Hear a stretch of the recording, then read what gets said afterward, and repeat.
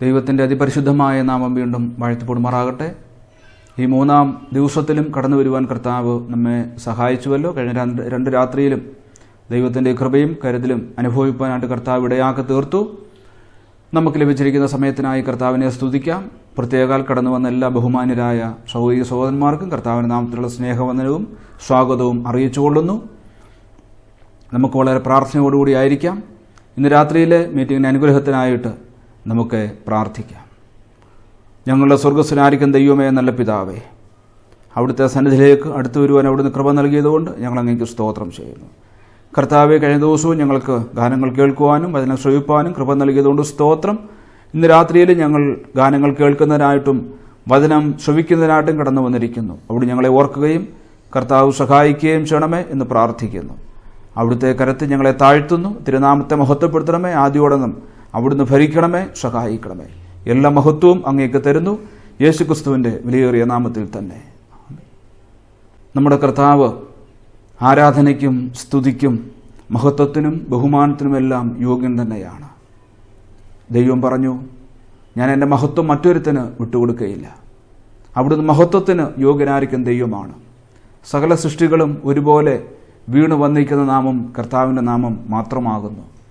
അവൻ മാത്രമാണ് ആരാധനയ്ക്ക് യോഗ്യൻ. അവൻ മാത്രമാണ് സ്തുതിക്ക് യോഗ്യൻ. എക്കാലവും സ്തുതിച്ചാലും മഹത്വപ്പെടുത്തിയാലും തീരാത്ത വലിയ നാമം കർത്താവിൻ്റേതാണ്.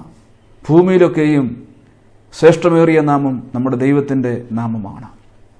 അതിന് കാരണം അവൻ നമ്മുടെ സൃഷ്ടാവായി തീർന്നു, നമ്മുടെ ദൈവമായി തീർന്നു, നമ്മളെ വീണ്ടെടുപ്പുകാരനായി തീർന്നു.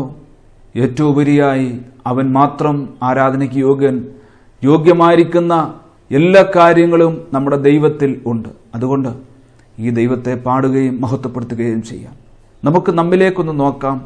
പാപത്തിൻ്റെ കുഴിയിൽ ആയിരുന്ന നമ്മെ, പാപത്തിൻ്റെ ശിക്ഷയ്ക്ക് മാത്രം വിധിക്കപ്പെട്ടവരായ നമ്മെ ആ പടുകുഴിയിൽ നിന്ന് ഉയർത്തി നമുക്ക് സമുന്നതമായിരിക്കുന്ന പദവി നൽകി നമ്മളെ അനുഗ്രഹിച്ച, നമ്മളെ അലങ്കരിച്ച നമ്മളെ കർത്താവിൻ്റെ ഔന്നത്യമായിരിക്കുന്ന സ്നേഹമാണ് നമുക്ക് ഓർക്കുവാനായിട്ട് സാധിക്കുന്നത്. ആകയാൽ ഇന്ന് രാത്രിയിലും ദൈവത്തെ നമുക്ക് പാടി മഹത്വപ്പെടുത്താം. അവനെ വന്ദിച്ചവർ, അവിടുത്തെ ആരാധിച്ചവർ, അവിടുത്തെ മഹത്വപ്പെടുത്തിയവർ, അവിടുത്തെ അനുഗമിച്ചവർ ഒക്കെ ധന്യരായി തീർന്നിട്ടുണ്ട്. ആകയാൽ ധന്യമായ നിമിഷത്തിനായി ദൈവത്തെ സ്തുതിക്കാം. പാടാം പാടാം പാടാം നാം പുത്തൻ പാട്ടുകൾ പാടാം എന്നുള്ള ഗാനം സഹോദരൻ ഷിബു ജോസ് ഉടുമൽപേട്ട നമുക്ക് വേണ്ടി ആലപിക്കുന്നു. ഈ മനോഹരമായിരിക്കുന്ന ആരാധനാ ഗീതത്തോടുകൂടി നമുക്ക് നമ്മുടെ ഗാനശുശ്രൂഷ സമാരംഭിക്കാം.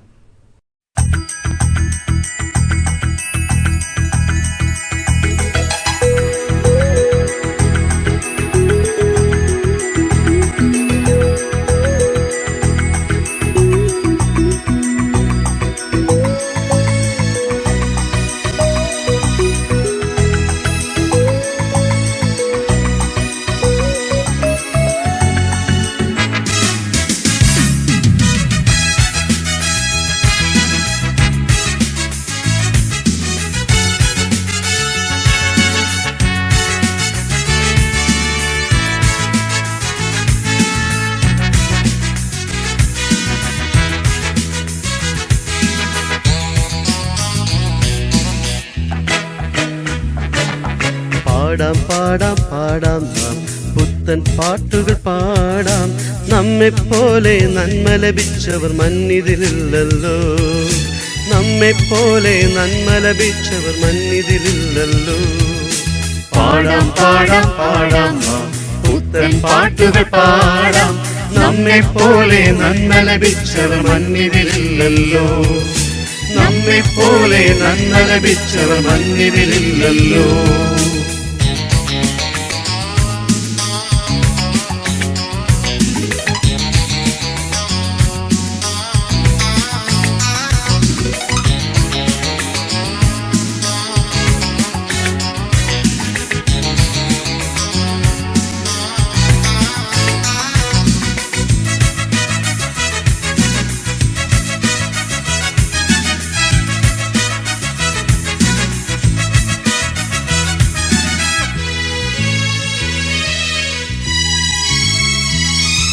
ശിക്ഷകൾ പോയല്ലോ, നാം രക്ഷിതരായല്ലോ.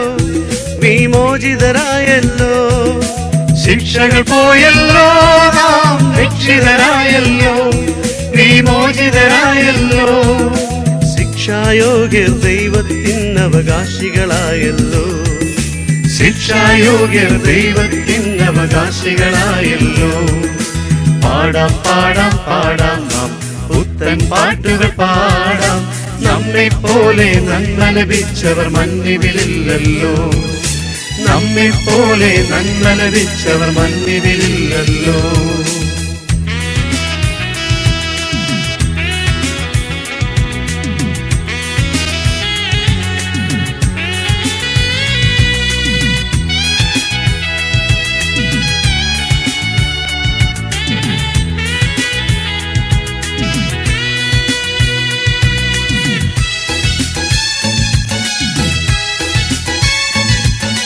പാപച്ചേറ്റിൽ നാം വീണു വലഞ്ഞപ്പോൾ, നാം താണുകരഞ്ഞപ്പോൾ, പാപച്ചേറ്റിൽ നാം വീണു വലഞ്ഞപ്പോൾ, നാം താണുകരഞ്ഞപ്പോൾ, പാവനനാം ശ്രീയേശു നമ്മെ താങ്ങിയെടുത്തല്ലോ, പാവനനാം ശ്രീയേശു നമ്മെ താങ്ങിയെടുത്തല്ലോ.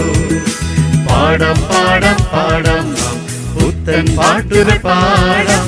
നമ്മെ പോലെ നന്മ ലഭിച്ചവർ മന്നിതിലില്ലല്ലോ, നമ്മെ പോലെ നന്മ ലഭിച്ചവർ മന്നിതിലില്ലല്ലോ.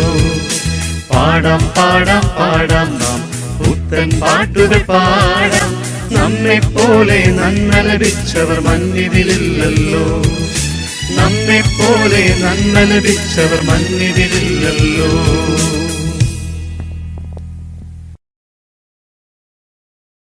അപ്പൻ്റെ അനുഗ്രഹത്തിൽ നിന്നും അകന്നുപോയ ഒരു മകനെ സംബന്ധിച്ച് നാം തിരുവചനത്തിൽ വായിക്കുന്നുണ്ട്. ആ മകൻ കടന്നുപോയ മേഖലകൾ വളരെ പാപം നിറഞ്ഞ വഴിത്താരുകളായിരുന്നു.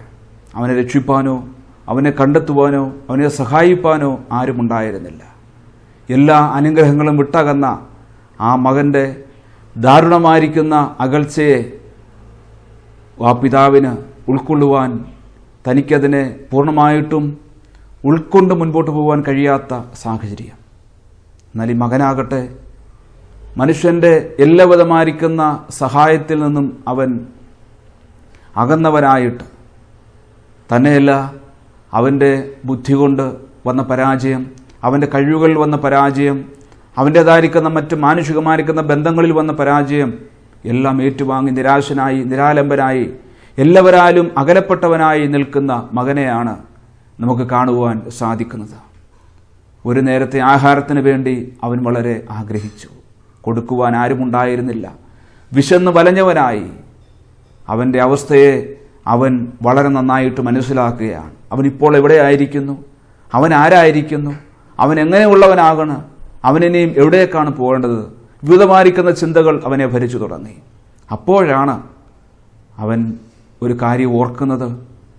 അവൻ്റെ അപ്പൻ്റെ ഭവനത്തിലായിരുന്നപ്പോൾ അവൻ എന്തെല്ലാം അനുഗ്രഹങ്ങൾ അനുഭവിച്ചു, എന്നാൽ ഇപ്പോൾ അവൻ എങ്ങനെയായിരിക്കുന്നു. അവിടെ നിന്ന് അവൻ എഴുന്നേൽക്കുകയാണ്. അവൻ ദൂരവേ ആയിരിക്കുന്നതിൻ്റെ ഭവനത്തിലേക്ക് അവൻ പോവുകയാണ്. അനാഥനായി നിൽക്കുന്ന ഒരു വ്യക്തിയെപ്പോലെ അവൻ്റെ ചിന്താഭാരം അവനെ വല്ലാതെ ആകുലതയിലേക്ക് കൊണ്ടുപോകുവാൻ ഇടയായി. അവിടെ നിന്ന് അവൻ എഴുന്നേറ്റ് അപ്പൻ്റെ ഭവനത്തിലേക്ക് പോവുകയാണ്. മനുഷ്യ ജീവിതം പലപ്പോഴും ഇങ്ങനെ ആയിട്ടുണ്ട്. ദൈവസ്നേഹത്തിൽ നിന്നും അന്യപ്പെട്ട് ഏറ്റവും ദൂരവേ നിൽക്കുന്ന മനുഷ്യ ജീവിതങ്ങൾ. നിരാശനായി ആത്മഹത്യ മാത്രം മുൻപിൽ കാണുന്ന മനുഷ്യൻ പ്രശ്ന പരിഹാരത്തിന് വേണ്ടി, പക്ഷേ അതും വലിയ പ്രശ്നത്തിലേക്ക് എത്തിക്കുകയാണ്. നിത്യമായ നരകത്തിലേക്ക് അവൻ നിവദിക്കുകയാണ്. അവൻ്റെ ദുരവസ്ഥ മനസ്സിലാക്കാതെ അവൻ അവിടെ കിടക്കുകയാണ്. പ്രിയ സ്നേഹിത, താങ്കളുടെ ജീവിതത്തിലും ഒരു പക്ഷെങ്കിൽ ഇങ്ങനെയുള്ള അനുഭവങ്ങൾ ഉണ്ടായിരിക്കാം. എന്നാൽ ഒരു കാര്യം വചനം ഓർപ്പിക്കുന്നു, താങ്കൾ അന്യനല്ല, അനാഥനല്ല. താങ്കൾക്കായിട്ടൊരു സ്വർഗീയ പിതാവ് ഉണ്ടെന്നുള്ള ബോധ്യം ഉണ്ടാകണം. അങ്ങനെ ഉണ്ടെങ്കിൽ അപ്പൻ്റെ ഭവനത്തിലേക്ക്, ആ സ്വർഗീയ പിതാവിൻ്റെ അരികിലേക്ക് എത്തിയെന്ന് അണയുവാനുള്ള ഒരു മനസ്സുണ്ടാകണം, ഒരു ഹൃദയമുണ്ടാകണം. അടുത്ത് എന്നിട്ട് പറയുക, അപ്പാ, ഞാൻ സ്വർഗത്തോട് നിന്നോട് പാപം ചെയ്തു. അങ്ങ് മാത്രമാണ് എൻ്റെ പിതാവ് എന്ന് ഞാൻ മനസ്സിലാക്കുമെന്ന് ഞാനത് വിശ്വസിക്കുന്നു. പ്രിയ സ്നേഹിത, താങ്കളുടെ അവസ്ഥയിൽ താങ്കൾ എഴുന്നേൽക്കുക, അപ്പൻ്റെ ഭവനത്തിലേക്ക് പോകുക. ദൈവമക്കളെ സംബന്ധിച്ച് ഈ ഭൂമിയിൽ അവർ അന്യരും പരദേശികളുമായി പാർക്കുന്നുവെന്നാൽ ഒരു നല്ല പിതാവാണ് അവരെ നടത്തുന്നത്. ജീവിതത്തിൻ്റെ സമസ്ത മേഖലകളിലും സാന്ത്വനം നൽകി ആശ്വസിപ്പിക്കുന്ന നല്ല പിതാവിനെ ഓർക്കുവാനും ധ്യാനിക്കുവാനും ഇടയായിത്തീരണം. ആ കർത്താവ് ഏത് സാഹചര്യത്തിലും നമ്മളോട് കൂടെ ഇരിക്കും. എരിയുന്ന തീച്ചൂളയിലാകട്ടെ, സിംഹത്തിൻ്റെ മുൻപിലാകട്ടെ, കൂരിരുട്ടിൻ്റെ അനുഭവത്തിലാകട്ടെ, മരുഭൂമിയുടെ അനുഭവങ്ങളിലാകട്ടെ, എവിടെയും നമ്മളോട് കൂടെ ഇരിക്കുന്ന ഒരു കർത്താവ്. എന്നുള്ള ആ മനോഹരമായിരിക്കുന്ന ഗാനം സഹോദരൻ ഷാജു ചണ്ണപ്പേട്ട നമുക്ക് വേണ്ടി ആലപിക്കുന്നു. നമുക്ക് പ്രാർത്ഥനയോടെ ശ്രവിക്കാം.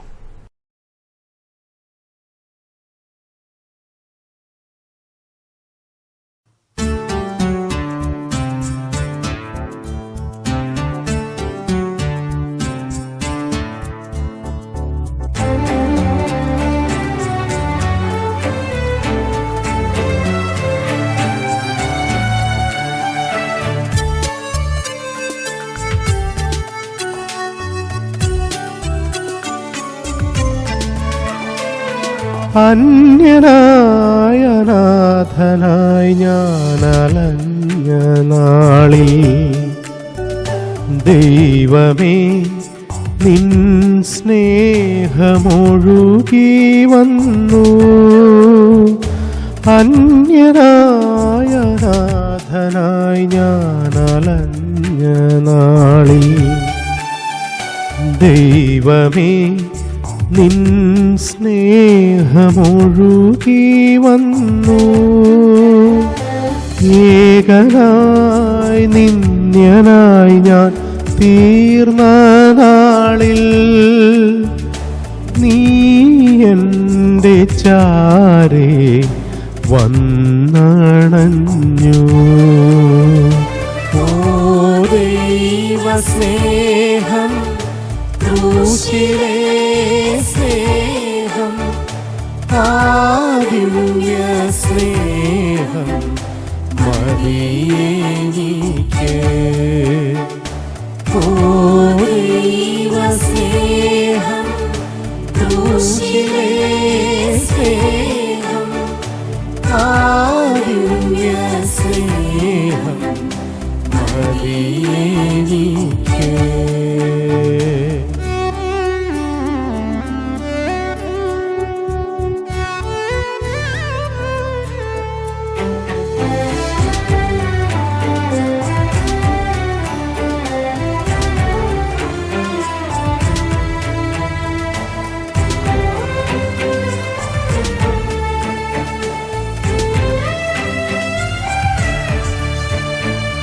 പാപിയിൽ പാപിയ എന്നെയും തേടി പാരിതിൽ വന്നതാ സ്നേഹമേ നാഥ.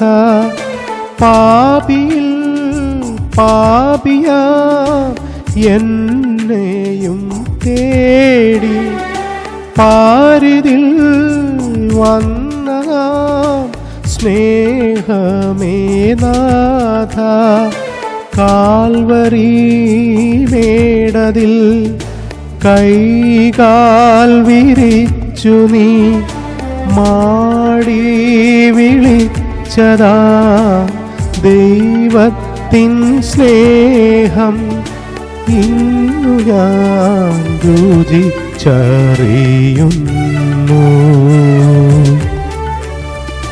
ഓ ദൈവസ്നേഹം,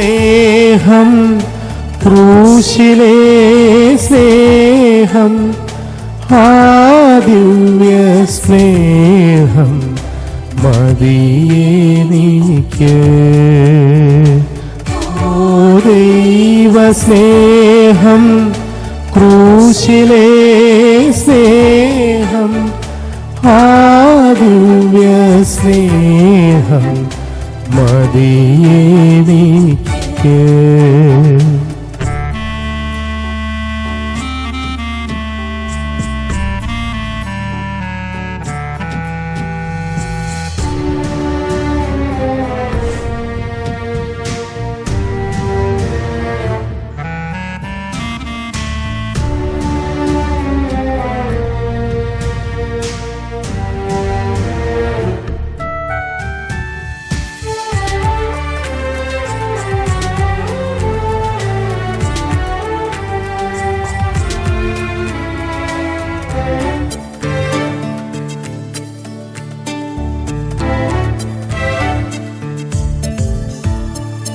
പാഴ്മരു ഭൂവതിൽ തളരാതെ താങ്ങി ബലമെഴും വലം കരം തന്ന എൻ താതാ. പാഴ്മരു ഭൂവതിൽ തളരാതെ താങ്ങി ബലമെഴും വലം കരം തന്ന എൻ താതാ. സ്നേഹത്തിൻ കുളിർമഴ എന്മേൽ ചൊരിഞ്ഞു നീ മാറോടു ചേർത്തതാ. മാറാത്ത സ്നേഹം ഇന്നു ഞാൻ രുചിച്ചറിയുന്നു.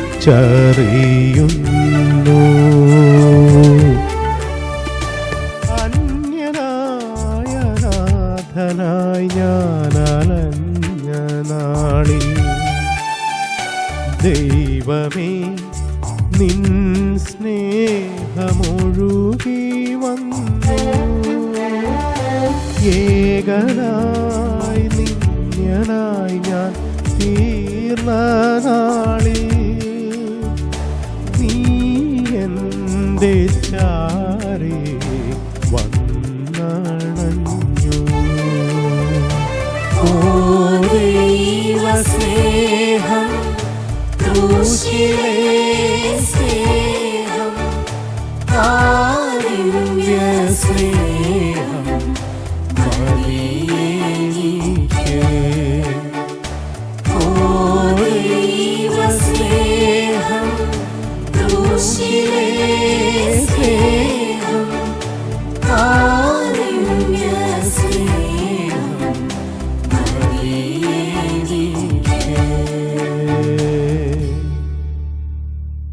ഏത് മനുഷ്യനും എപ്പോഴും ആഗ്രഹിക്കുന്ന ഒന്ന് തന്നെയാണ് ജീവിതത്തിൽ ആനന്ദം അഥവാ സന്തോഷം. എന്നാൽ പലപ്പോഴും മനുഷ്യജീവിതത്തിൽ സംഭവിച്ചുകൊണ്ടിരിക്കുന്നത് തികച്ചും വ്യത്യസ്തമായിരിക്കുന്ന കാര്യങ്ങൾ തന്നെയാണ്.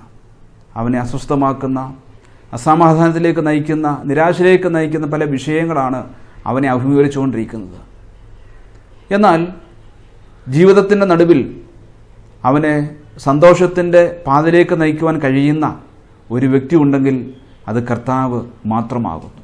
കർത്താവ് കടന്നു എന്ന വ്യക്തി ജീവിതത്തിലും കർത്താവ് കടന്നു എന്ന കുടുംബ ജീവിതത്തിലുമൊക്കെ അവിടെയെല്ലാം സന്തോഷം അനതല്ലുവാൻ ഇടയായി തീർന്നു.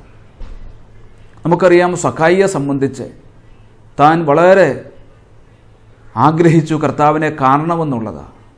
പക്ഷേ പലവിധമായ പ്രശ്നങ്ങൾ, തൻ്റെ ഉള്ളത്തിൽ മറ്റു പലവിധമായിരിക്കുന്ന വിഷയങ്ങൾ തന്നെ ഭരിക്കുന്നുണ്ട്. ഒരളവിൽ പറഞ്ഞാൽ എല്ലാ നിലയിലും അസ്വസ്ഥനായിരുന്നു ആ വ്യക്തി.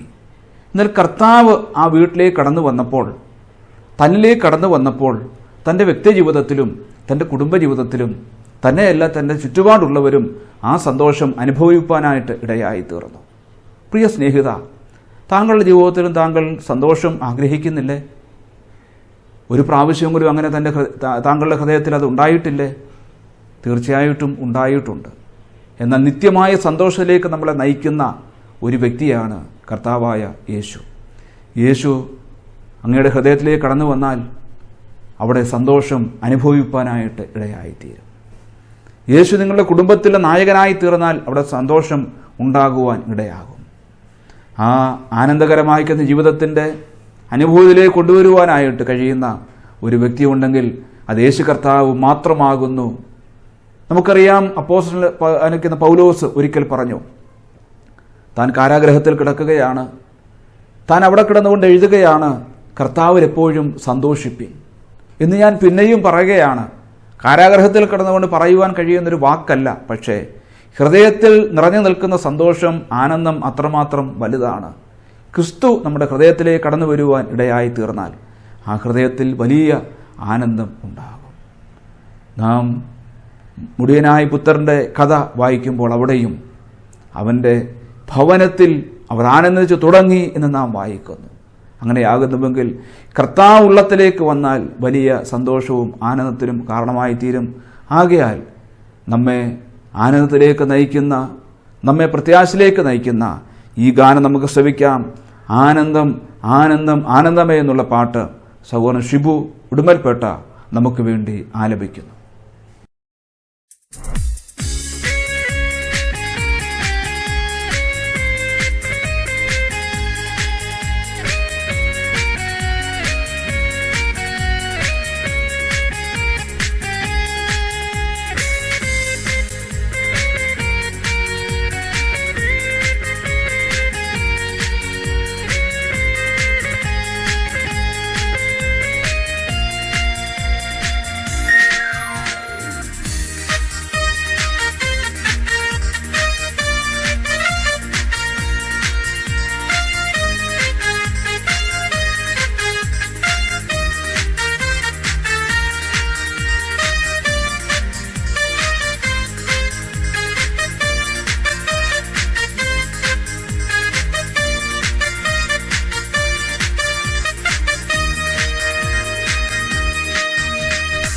ആനന്ദം ആനന്ദമേ ക്രിസ്തീയ ജീവിതമേ, ആശ്വാസം ക്രിസ്തുവത്രേ, അവനല്ലോ എൻ ദൈവം.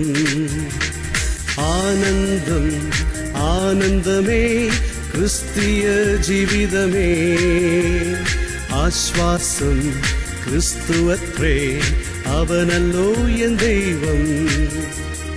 അവനല്ലോ എൻ ദൈവം, അവനല്ലോ എൻ ദൈവം, അവനല്ലോ എൻ ദൈവം, അവനല്ലോ എൻ ദൈവം. നിത്യരക്ഷ അവനിൽ മാത്രം, അവനല്ലോ എൻ ദൈവം. ഹല്ലേലൂയ, നിത്യരക്ഷ യേശുവിൽ മാത്രം, അവനല്ലോ എൻ ദൈവം.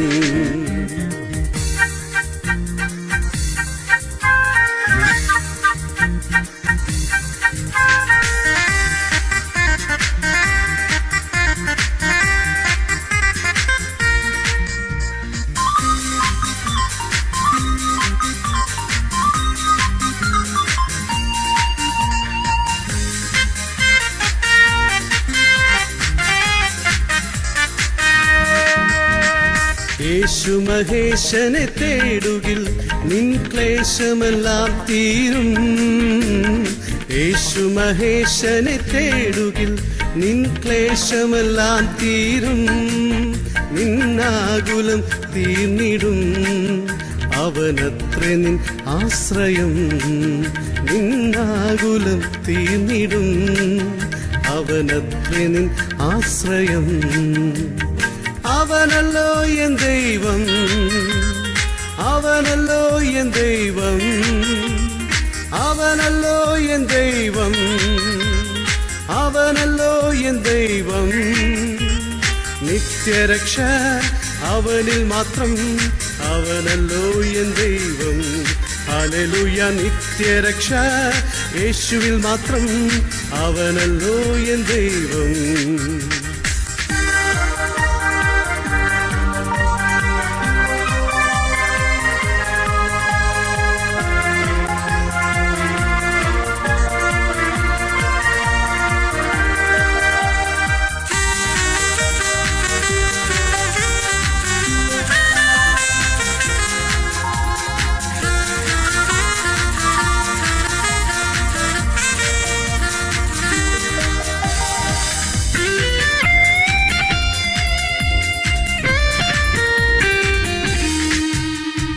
എല്ലാരും കൈവിട്ടാലും എന്റെ കർത്താവ് കൂടെയുണ്ട്.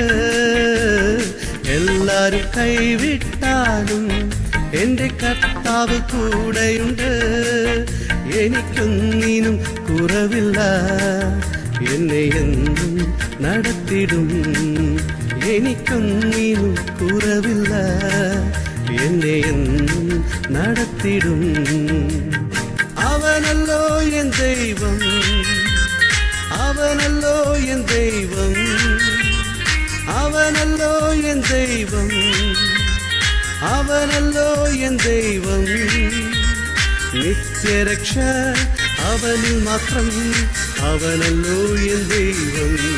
ഹല്ലേലൂയ നിത്യരക്ഷ യേശുവിൽ മാത്രം, അവനല്ലോ എൻ ദൈവം.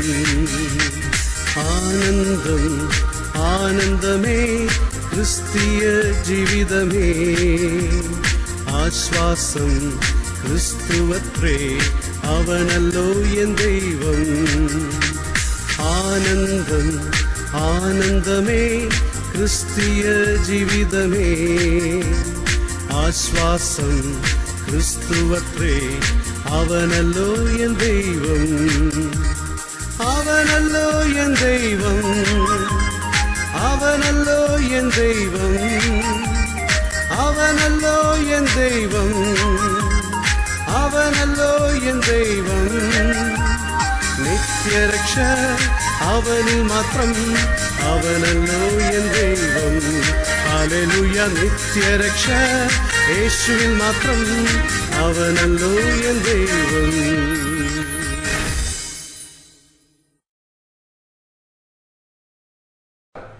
യഥാർത്ഥ സുഹൃത്തിനെ കണ്ടെത്തുന്ന സ്ഥാനമാണ് കഷ്ടത എന്നുള്ളത്. കഷ്ടതയിൽ സാധാരണയായിട്ട് അധികമാരും അടുത്തു വരാറില്ല. നമുക്കറിയാം, ദൈവവചനത്തിൽ നാം കാണുന്നുണ്ട് അർദ്ധപ്രാണനായി കിടക്കുന്ന ഒരു മനുഷ്യനെക്കുറിച്ച്. അവൻ്റെ അരികിലേക്ക് വരുവാനോ അവനെ സഹായിപ്പാനോ അധികമാരും ആഗ്രഹിക്കുന്നില്ല. പലരും കടന്നുപോയി, കണ്ടും കാണാത്തവരുമൊക്കെ ആയിട്ട് പലരും കടന്നുപോയി. പക്ഷേ ഇതാ ഒരു നല്ല ശമരിയക്കാരൻ.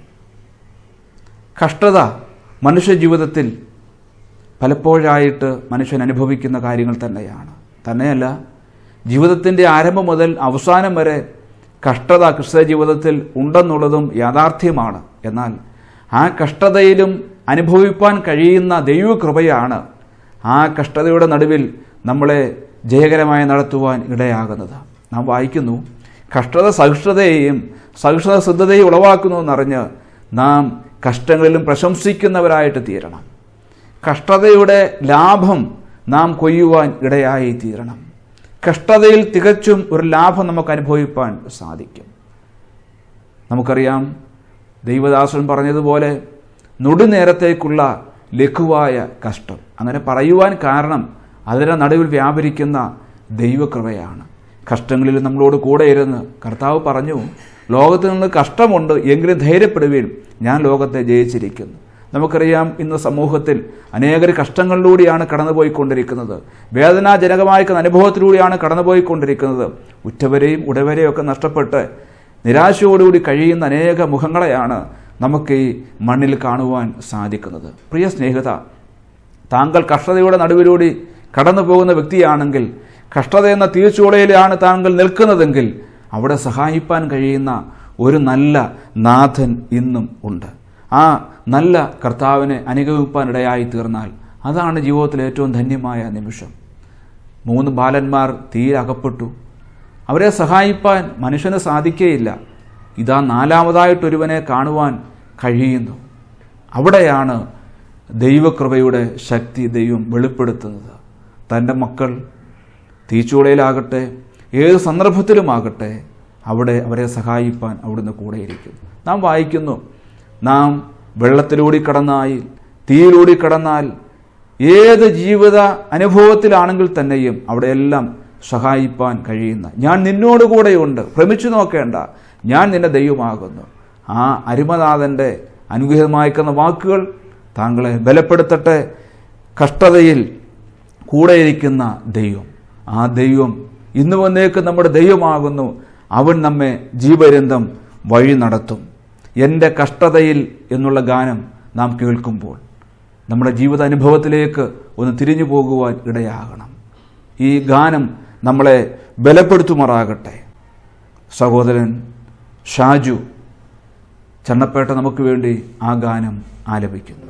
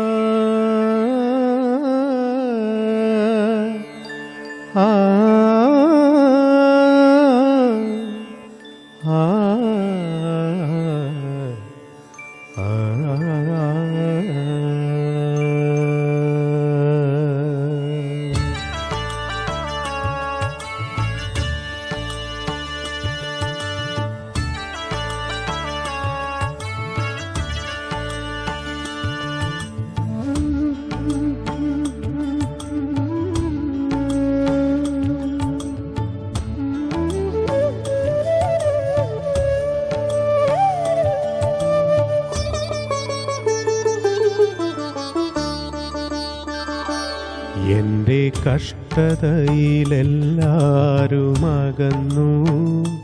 ഞാൻ നെഞ്ചകം പൊട്ടിക്കരഞ്ഞു. ആശ്വാസത്തിനോരത്താണി തേടി ഞാൻ ചുറ്റും തിരിഞ്ഞു നോക്കി. അവിടെ എന്നരികിൽ എന്നെ പിരിഞ്ഞെങ്ങും പോകാതെ നിൽപ്പൂ നാഥൻ. യേശുവൻ രക്ഷകൻ. എൻ്റെ കഷ്ടതയിലെല്ലാരും അകന്നു. ഞാൻ നെഞ്ചകം പൊട്ടിക്കരഞ്ഞു.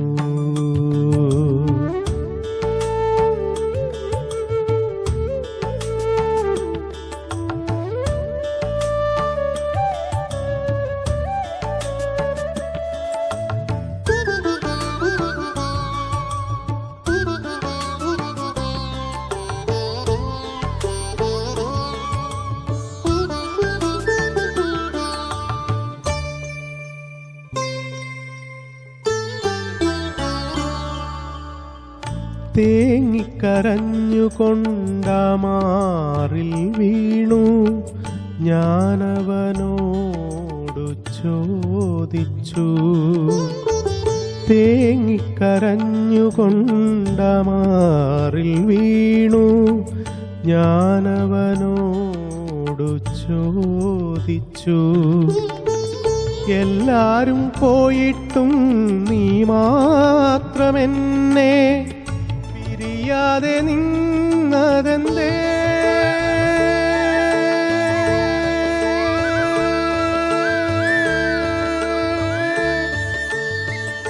എല്ലാരും പോയിട്ടും നീ മാത്രമെന്നെ പിരിയാതെ നിന്നതെന്തേ?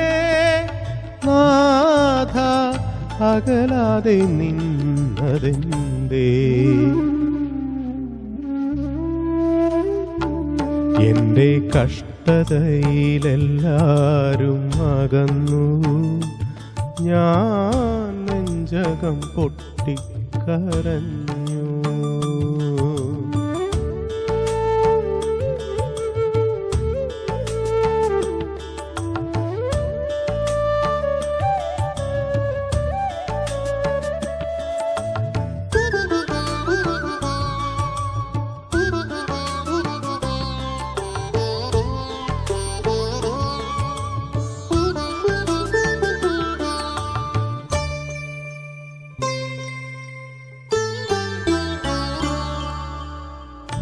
എൻ മുഖം നോക്കി എന്നേശുനാഥൻ എന്നോടു മെല്ലെ മന്ത്രിച്ചു. എൻ മുഖം നോക്കി എന്നേശുനാഥൻ എന്നോടു മെല്ലെ മന്ത്രിച്ചു. ആരെല്ലാം പോയാലും അമ്മ മറന്നാലും ഞാൻ നിന്നെ പിരിയുകില്ല.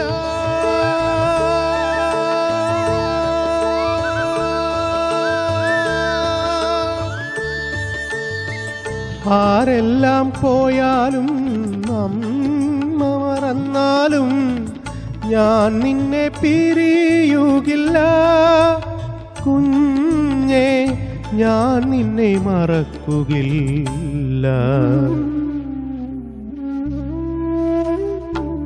എൻ്റെ കഷ്ടതയിലെല്ലാരും അകന്നു. ഞാൻ നെഞ്ചകം പൊട്ടിക്കരഞ്ഞു. ആശ്വാസത്തിനോരത്താണി തേടി ഞാൻ ചുറ്റും തിരിഞ്ഞു നോക്കി. അവിടെ എന്നരികിൽ എന്നെ പിരിഞ്ഞെങ്ങും പോകാതെ നിൽപ്പൂ നാഥൻ. യേശുവൻ രക്ഷകൻ. എൻ്റെ കഷ്ടതയിലെല്ലാരും അകന്നു, ഞാൻ നെഞ്ചകം പൊട്ടിക്കരഞ്ഞു.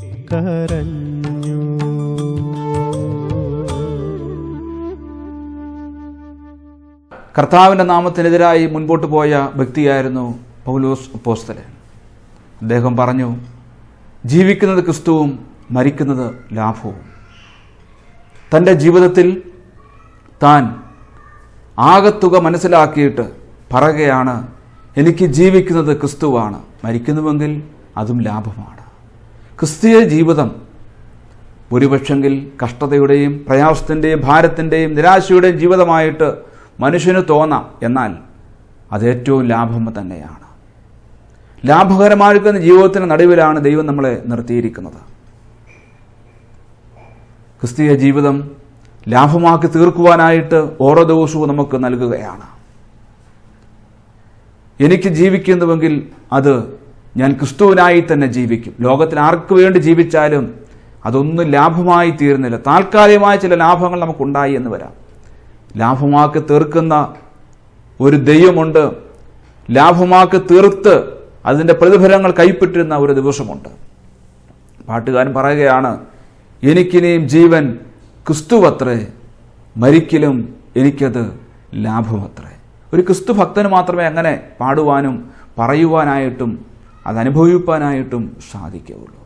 കഷ്ടങ്ങളിലെ തീച്ചുകളിലൂടെ കടന്നുപോയ അനേക ദൈവഭക്തന്മാർ അത് പാടി ആശ്വസിക്കുവാൻ ഇടയായി തീർന്നു. മരണത്തെ മുഖാമുഖമായി കാണുമ്പോഴും അവർക്ക് പറയുവാൻ സാധിക്കുന്നത് ഇതാണ് ഏറ്റവും വലിയ ലാഭം. പ്രിയ സ്നേഹിത, താങ്കളുടെ ജീവിതത്തിൽ നിരാശയാണോ തോന്നുന്നത്, അതോ സന്തോഷത്തിലേക്കാണ് താങ്കൾ മുൻപോട്ട് പോയിക്കൊണ്ടിരിക്കുന്നത്? ലാഭമായി തീർക്കുന്ന കർത്താവിനെ അനുഗമിക്കുവാനായിട്ട് ഈ ഗാനം ഉപകരിക്കട്ടെ. ഈ കർത്താവിനെ അനുഗമിച്ചാൽ, അംഗീകരിച്ചാൽ ജീവിതത്തിൽ അത് ഏറ്റവും വലിയ ലാഭം തന്നെയാണ്. ആ ലാഭകരമായ പാതയിലൂടെ പോകണം. ഇത്രയും നാൾ നേടി നഷ്ടങ്ങളുടെ കണക്കുകൾ മാത്രമല്ലേ പറയുവാൻ സാധിക്കുന്നത്. ഭക്തനായ ഇയ്യോബിൻ്റെ ജീവിതത്തിൽ തനിക്ക് ഒരുപാട് കാര്യങ്ങൾ നഷ്ടപ്പെട്ടു. പക്ഷേ ലാഭമായത് ദൈവം തനിക്ക് കൊടുത്തു. തനിക്ക് ഈ ഭൂമിയിലും നിത്യതയിലും കാണുവാനുള്ള ലാഭകരമായിരിക്കുന്ന കാര്യങ്ങൾ തന്നെയാണ് അനുഭവിക്കാനിടയാകുന്നത്. അതുകൊണ്ട് ലാഭത്തിൻ്റെ പിറകാലെ പോകൂ, ക്രിസ്തുവിൻ്റെ പിറകാലെ പോകൂ, ജീവിക്കൂ, ക്രിസ്തുവിനെ അനുഗമിക്കൂ, ക്രിസ്തുവിനെ ആരാധിക്കൂ. ദൈവം താങ്കളെ സഹായിക്കട്ടെ. എനിക്കിനി ജീവൻ ക്രിസ്തുവത്രേ, മരിക്കലും എനിക്കത് ലാഭമത്രേ എന്നുള്ള ഗാനം കേൾക്കാം. സഹോദരൻ ഷിബു ജോസ് ഉടുമൽപേട്ട നമുക്ക് വേണ്ടി ആ ഗാനം ആലപിക്കുന്നു.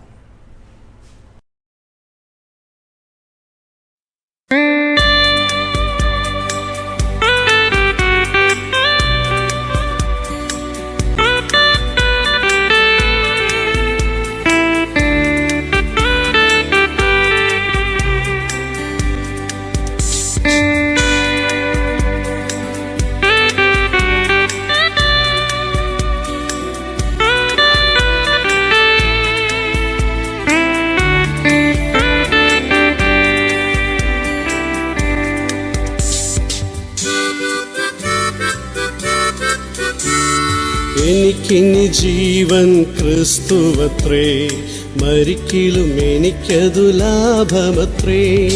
എനിക്കിനി ജീവൻ ക്രിസ്തുവത്രേ, മരിക്കലും എനിക്കതു ലാഭമത്രേ. മനമേ യേശുമതി, ദിനവും തൻ ശരണം ഗതി. മനമേ യേശുമതി, ദിനവും തൻ ശരണം ഗതി. എനിക്കിനി ജീവൻ ക്രിസ്തുവത്രേ, മരിക്കലും എനിക്കതു ലാഭമത്രേ.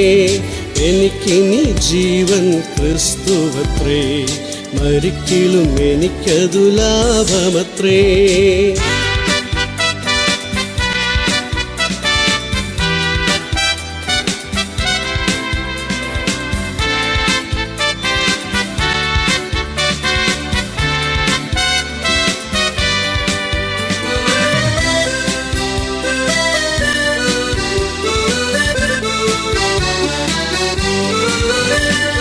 പലവിധ ശോധന നേരിടുകിൽ, ഇനി മല പോൽ തിരനിരയുയർന്നിടുകിൽ. പലവിധ ശോധന നേരിടുകിൽ, ഇനി മല പോൽ തിര തിരനിരയുയർന്നിടുകിൽ കലങ്ങുകയില്ല ഞാൻ അവനരികിൽ, കലങ്ങുകയില്ല ഞാൻ അവനരികിൽ. അലകളിൻ മീതെ വന്നിടുകിൽ, അലകളിൻ മീതെ വന്നിടുകിൽ. മനമേ യേശുമതി, ദിനവും തൻ ശരണം ഗതി. മനമേ യേശുമതി, ദിനവും തൻ ശരണം ഗതി. എനിക്കിനി ജീവൻ ക്രിസ്തുവത്രേ, മരിക്കിലും എനിക്കതു ലാഭമത്രേ. എനിക്കിനി ജീവൻ ക്രിസ്തുവത്രേ, മരിക്കിലും എനിക്കതു ലാഭമത്രേ.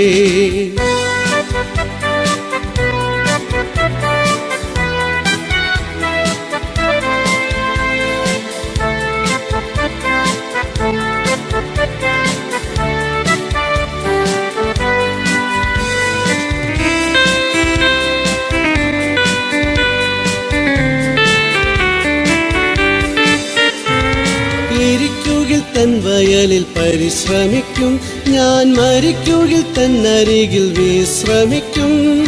ഇരിക്കുകിൽ തൻ വയലിൽ പരിശ്രമിക്കും ഞാൻ, മരിക്കുകിൽ തന്നരികിൽ വിശ്രമിക്കും. ഒരിക്കലും ഒന്നിനും ഭാരമില്ല, ഒരിക്കലും ഒന്നിനും ഭാരമില്ലാതിരിക്കുമെൻ ഭാഗ്യത്തിനിണയില്ല, ഇരിക്കുമെൻ ഭാഗ്യത്തിനിണയില്ല. മനമേ യേശുമതി, ദിനവും തൻ ശരണം ഗതി. മനമേ യേശുമതി, ദിനവും തൻ ശരണം ഗതി. എനിക്കിനി ജീവൻ ക്രിസ്തുവത്രേ, മരിക്കിലും എനിക്കതു ലാഭമത്രേ. എനിക്കിനി ജീവൻ ക്രിസ്തുവത്രേ, മരിക്കിലും എനിക്കതു ലാഭമത്രേ.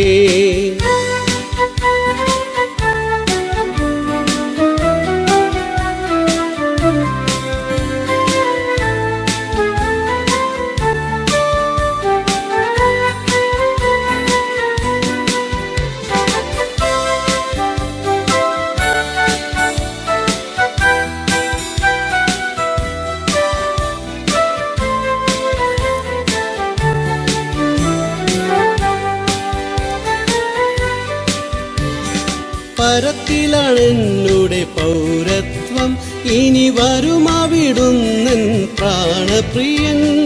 പരത്തിലാണ് എന്നുടെ പൗരത്വം, ഇനി വരുമവിടുന്നൻ പ്രാണപ്രിയൻ. മൺമയമാമെന്നുടലന്ന്, മൺമയമാമെന്നുടലന്ന്, വിൺമയമാമെൻ വിനതീരും, വിൺമയമാമെൻ വിനതീരും. മനമേ യേശുമതി, ദിനവും തൻ ശരണം ഗതി. മനമേ യേശുമതി, ദിനവും തൻ ശരണം ഗതി. എനിക്കിനി ജീവൻ ക്രിസ്തുവത്രേ, മരിക്കിലും എനിക്കതു ലാഭമത്രേ. എനിക്കിനി ജീവൻ ക്രിസ്തുവത്രേ, മരിക്കിലും എനിക്കതു ലാഭമത്രേ. മനമേ യേശുമതി, ദിനവും തൻ ശരണം ഗതി. മനമേ യേശുമതി, ദിനവും തൻ ശരണം ഗതി. എനിക്കിനി ജീവൻ ക്രിസ്തുവത്രേ, മരിക്കിലും എനിക്കതു ലാഭമത്രേ. എനിക്കിനി ജീവൻ ക്രിസ്തുവത്രേ, മരിക്കിലും എനിക്കതു ലാഭമത്രേ.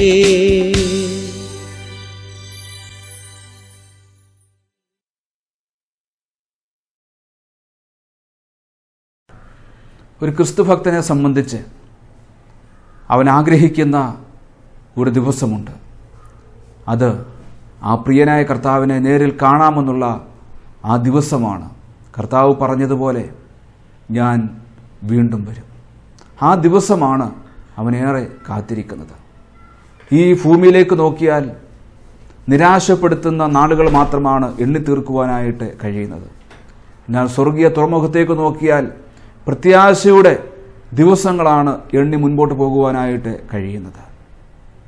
ഭക്തന്മാരൊക്കെ ആശ്വസിക്കുന്ന, ആഗ്രഹിക്കുന്ന ആ ശാന്ത തുറമുഖം നാം 107 സങ്കീർത്തനത്തിൽ വായിക്കുന്ന പോലെ അവർ ആഗ്രഹിച്ച തുറമുഖത്ത് അവനവരെ എത്തിച്ചു. ശാന്തത വന്നതുകൊണ്ട് അവർ സന്തോഷിച്ചു. നമ്മെ കാത്തിരിക്കുന്ന ഒരു ശാന്ത തുറമുഖമുണ്ട്. പ്രിയനായ കർത്താവ് എത്രയും വേഗം വരുമെന്നുള്ളതാണ് ക്രിസ്തുഭക്തരുടെ പ്രത്യാശ. ആ കർത്താവിനെ മുഖാമുഖമായി കാണാം, അവനെ നിത്യകാലം ആരാധിക്കാം. ആ മഹത്തേറിയ പ്രത്യാശ ഇന്നും തൻ്റെ മക്കളെ ഭരിച്ചുകൊണ്ടിരിക്കുകയാണ്. കഷ്ടങ്ങളില്ലാഞ്ഞിട്ടല്ല, ദുഃഖങ്ങളില്ലാഞ്ഞിട്ടല്ല, നെടുവീർപ്പില്ലാഞ്ഞിട്ടല്ല, വേർപാടും കണ്ണുനീരും ഒക്കെ ഈ ഭൂമിയിലുണ്ടെങ്കിലും ഇതിൻ്റെയൊക്കെ നടുവിൽ ആശ്വസിപ്പിക്കുന്ന ഒരു കർത്താവ്, സമാധാനിപ്പിക്കുന്ന, പ്രത്യാശ നിർഭരമായ ജീവിതത്തിലേക്ക് നയിക്കുന്ന ഒരു കർത്താവ്. ആ പൊൻ തുറമുഖത്തേക്ക് അവൻ തൻ്റെ മക്കളെ എത്തിക്കുവാനായിട്ട് എത്രയും വേഗം കടന്നു വരുവാനായിട്ട് പോവുകയാണ്. കാലങ്ങൾ അതിൻ്റെ അന്ത്യത്തിലേക്ക് പോകുന്നു. മനുഷ്യനിലും പ്രകൃതിയിലും ഭൂമിയിലും എല്ലാം മാറ്റങ്ങൾ സംഭവിക്കുന്നു. കർത്താവിൻ്റെ വരവ് ഏറ്റവും അടുത്തു. രോഗത്താൽ നമ്മളുടെ ശരീരം ക്ഷയിച്ചാലും, ദുഃഖത്താൽ നമ്മുടെ ഹൃദയം തകർന്നു പോയി എന്ന് വന്നാലും, പ്രിയ സ്നേഹിത, അവിടെയെല്ലാം സ്വാന്തനപ്പെടുത്തി ധൈര്യപ്പെടുത്തി നടത്തുന്ന ഒരു കർത്താവ്. ഭക്തനായ യോബ് പറഞ്ഞു, എൻ്റെ ദേഹം ഇങ്ങനെ ക്ഷയിച്ചു എന്ന് വന്നാലും ദേഹസഹിതനായിരിക്കുന്ന എൻ്റെ ദൈവത്തെ ഞാൻ കാണും. അന്യനല്ല, എൻ്റെ സ്വന്തം കണ്ണുകൊണ്ട് ഞാൻ അവനെ കാണും. ഭക്തന്മാർ പാടി, ഭക്തന്മാർ എഴുതി, ഭക്തന്മാർ മഹത്വപ്പെടുത്തുവാനിടയായി തീർന്ന ആ മഹനീയമായിരിക്കുന്ന നാമം എത്രയും വേഗം വാനിൽ വെളിപ്പെടുവാനായിട്ട് പോകുന്നു. ഭക്തൻ എഴുതിയ ആ മനോഹരമായിരിക്കുന്ന ഗാനം നമുക്ക് പാടാം. യാത്ര തീർന്ന പ്രിയ സ്നേഹിത, നമ്മുടെ യാത്ര തീരുവാനായിട്ട് പോകുന്നു. നമ്മുടെ യാത്ര തീരുന്ന ഒരു ദിവസമുണ്ട്. ഒന്നുകിൽ നമ്മുടെ മരണമായിരിക്കാം, അല്ലെങ്കിൽ കർത്താവിൻ്റെ വരവായിരിക്കാം. എന്താണെങ്കിലും ഒരു കാര്യം വളരെ ഉറപ്പാണ്, നാം കർത്താവിനോട് ചേർന്ന് ആയിരിക്കും. ഭക്തൻ എഴുതിയ ആ ഗാനം നമുക്ക് വീണ്ടും പാടാം. യാത്ര തീർന്നിടാറായി. സഹോദരൻ ഷാജു ചണ്ണപ്പേട്ട ആ മനോഹരമായ പ്രത്യാശയുടെ ഗാനം നമുക്ക് വേണ്ടി ആലപിക്കുന്നു.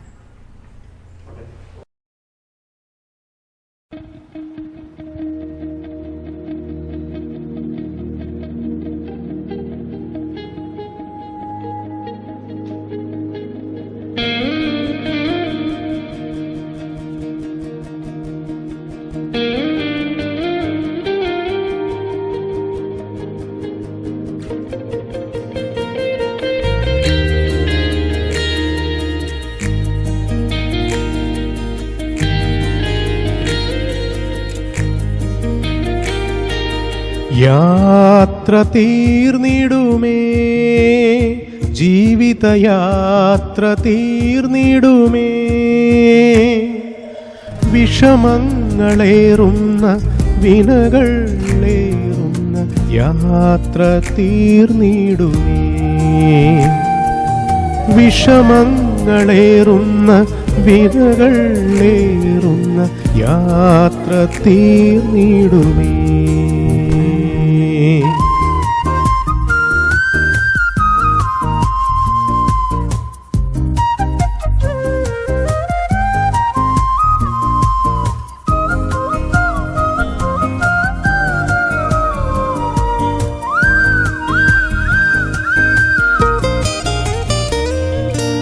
യാത്ര തീർന്നെൻ്റെ ഭവനമതിൽ വിശ്രമം നേടിടും ഞാൻ, ഒടുവിൽ വിശ്രമം നേടിടും ഞാൻ. യാത്ര തീർന്നെൻ്റെ ഭവനമതിൽ വിശ്രമം നേടിടും ഞാൻ, ഒടുവിൽ വിശ്രമം നേടിടും ഞാൻ. ഒരു നാളിലെന്നിൽ തുടങ്ങിയ വേല കർത്താവിൻ നാളിൽ അവൻ തികയ്ക്കും. ഒരു നാളിലെന്നിൽ തുടങ്ങിയ വേല കർത്താവിൻ നാളിൽ അവൻ തികയ്ക്കും. യാത്ര തീർന്നിടുമേ, ജീവിതയാത്ര തീർന്നിടുമേ. വിഷമങ്ങളേറുന്ന വിനകളേറുന്ന യാത്ര തീർന്നിടുമേ. വിഷമങ്ങളേറുന്ന വിനകളേറുന്ന യാത്ര തീർന്നിടുമേ.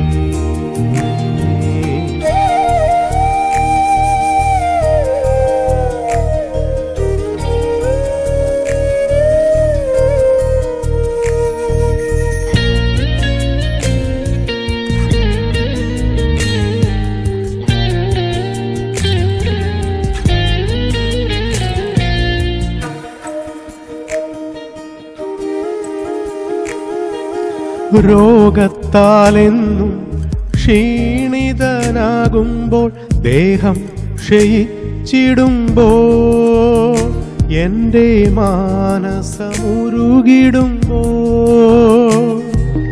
രോഗത്താലെന്നും ക്ഷീണിതനാകുമ്പോൾ, ദേഹം ക്ഷയിച്ചിടുമ്പോൾ, എൻ്റെ മാനസമുരുകിടുമ്പോൾ, സാന്ത്വനമേകുന്ന താതന്റെ ശബ്ദം കേൾക്കുന്നു എൻ മൗനയാമങ്ങളിൽ. സാന്ത്വനമേകുന്ന താതന്റെ ശബ്ദം കേൾക്കുന്നു എൻ മൗനയാമങ്ങളിൽ. യാത്ര തീർന്നിടുമേ, ജീവിതയാത്ര തീർന്നിടുമേ. വിഷമങ്ങളേറുന്ന വിനകളേറുന്ന യാത്ര തീർന്നിടുമേ. വിഷമങ്ങളേറുന്ന വിനകളേറുന്ന യാത്ര തീർന്നിടുമേ.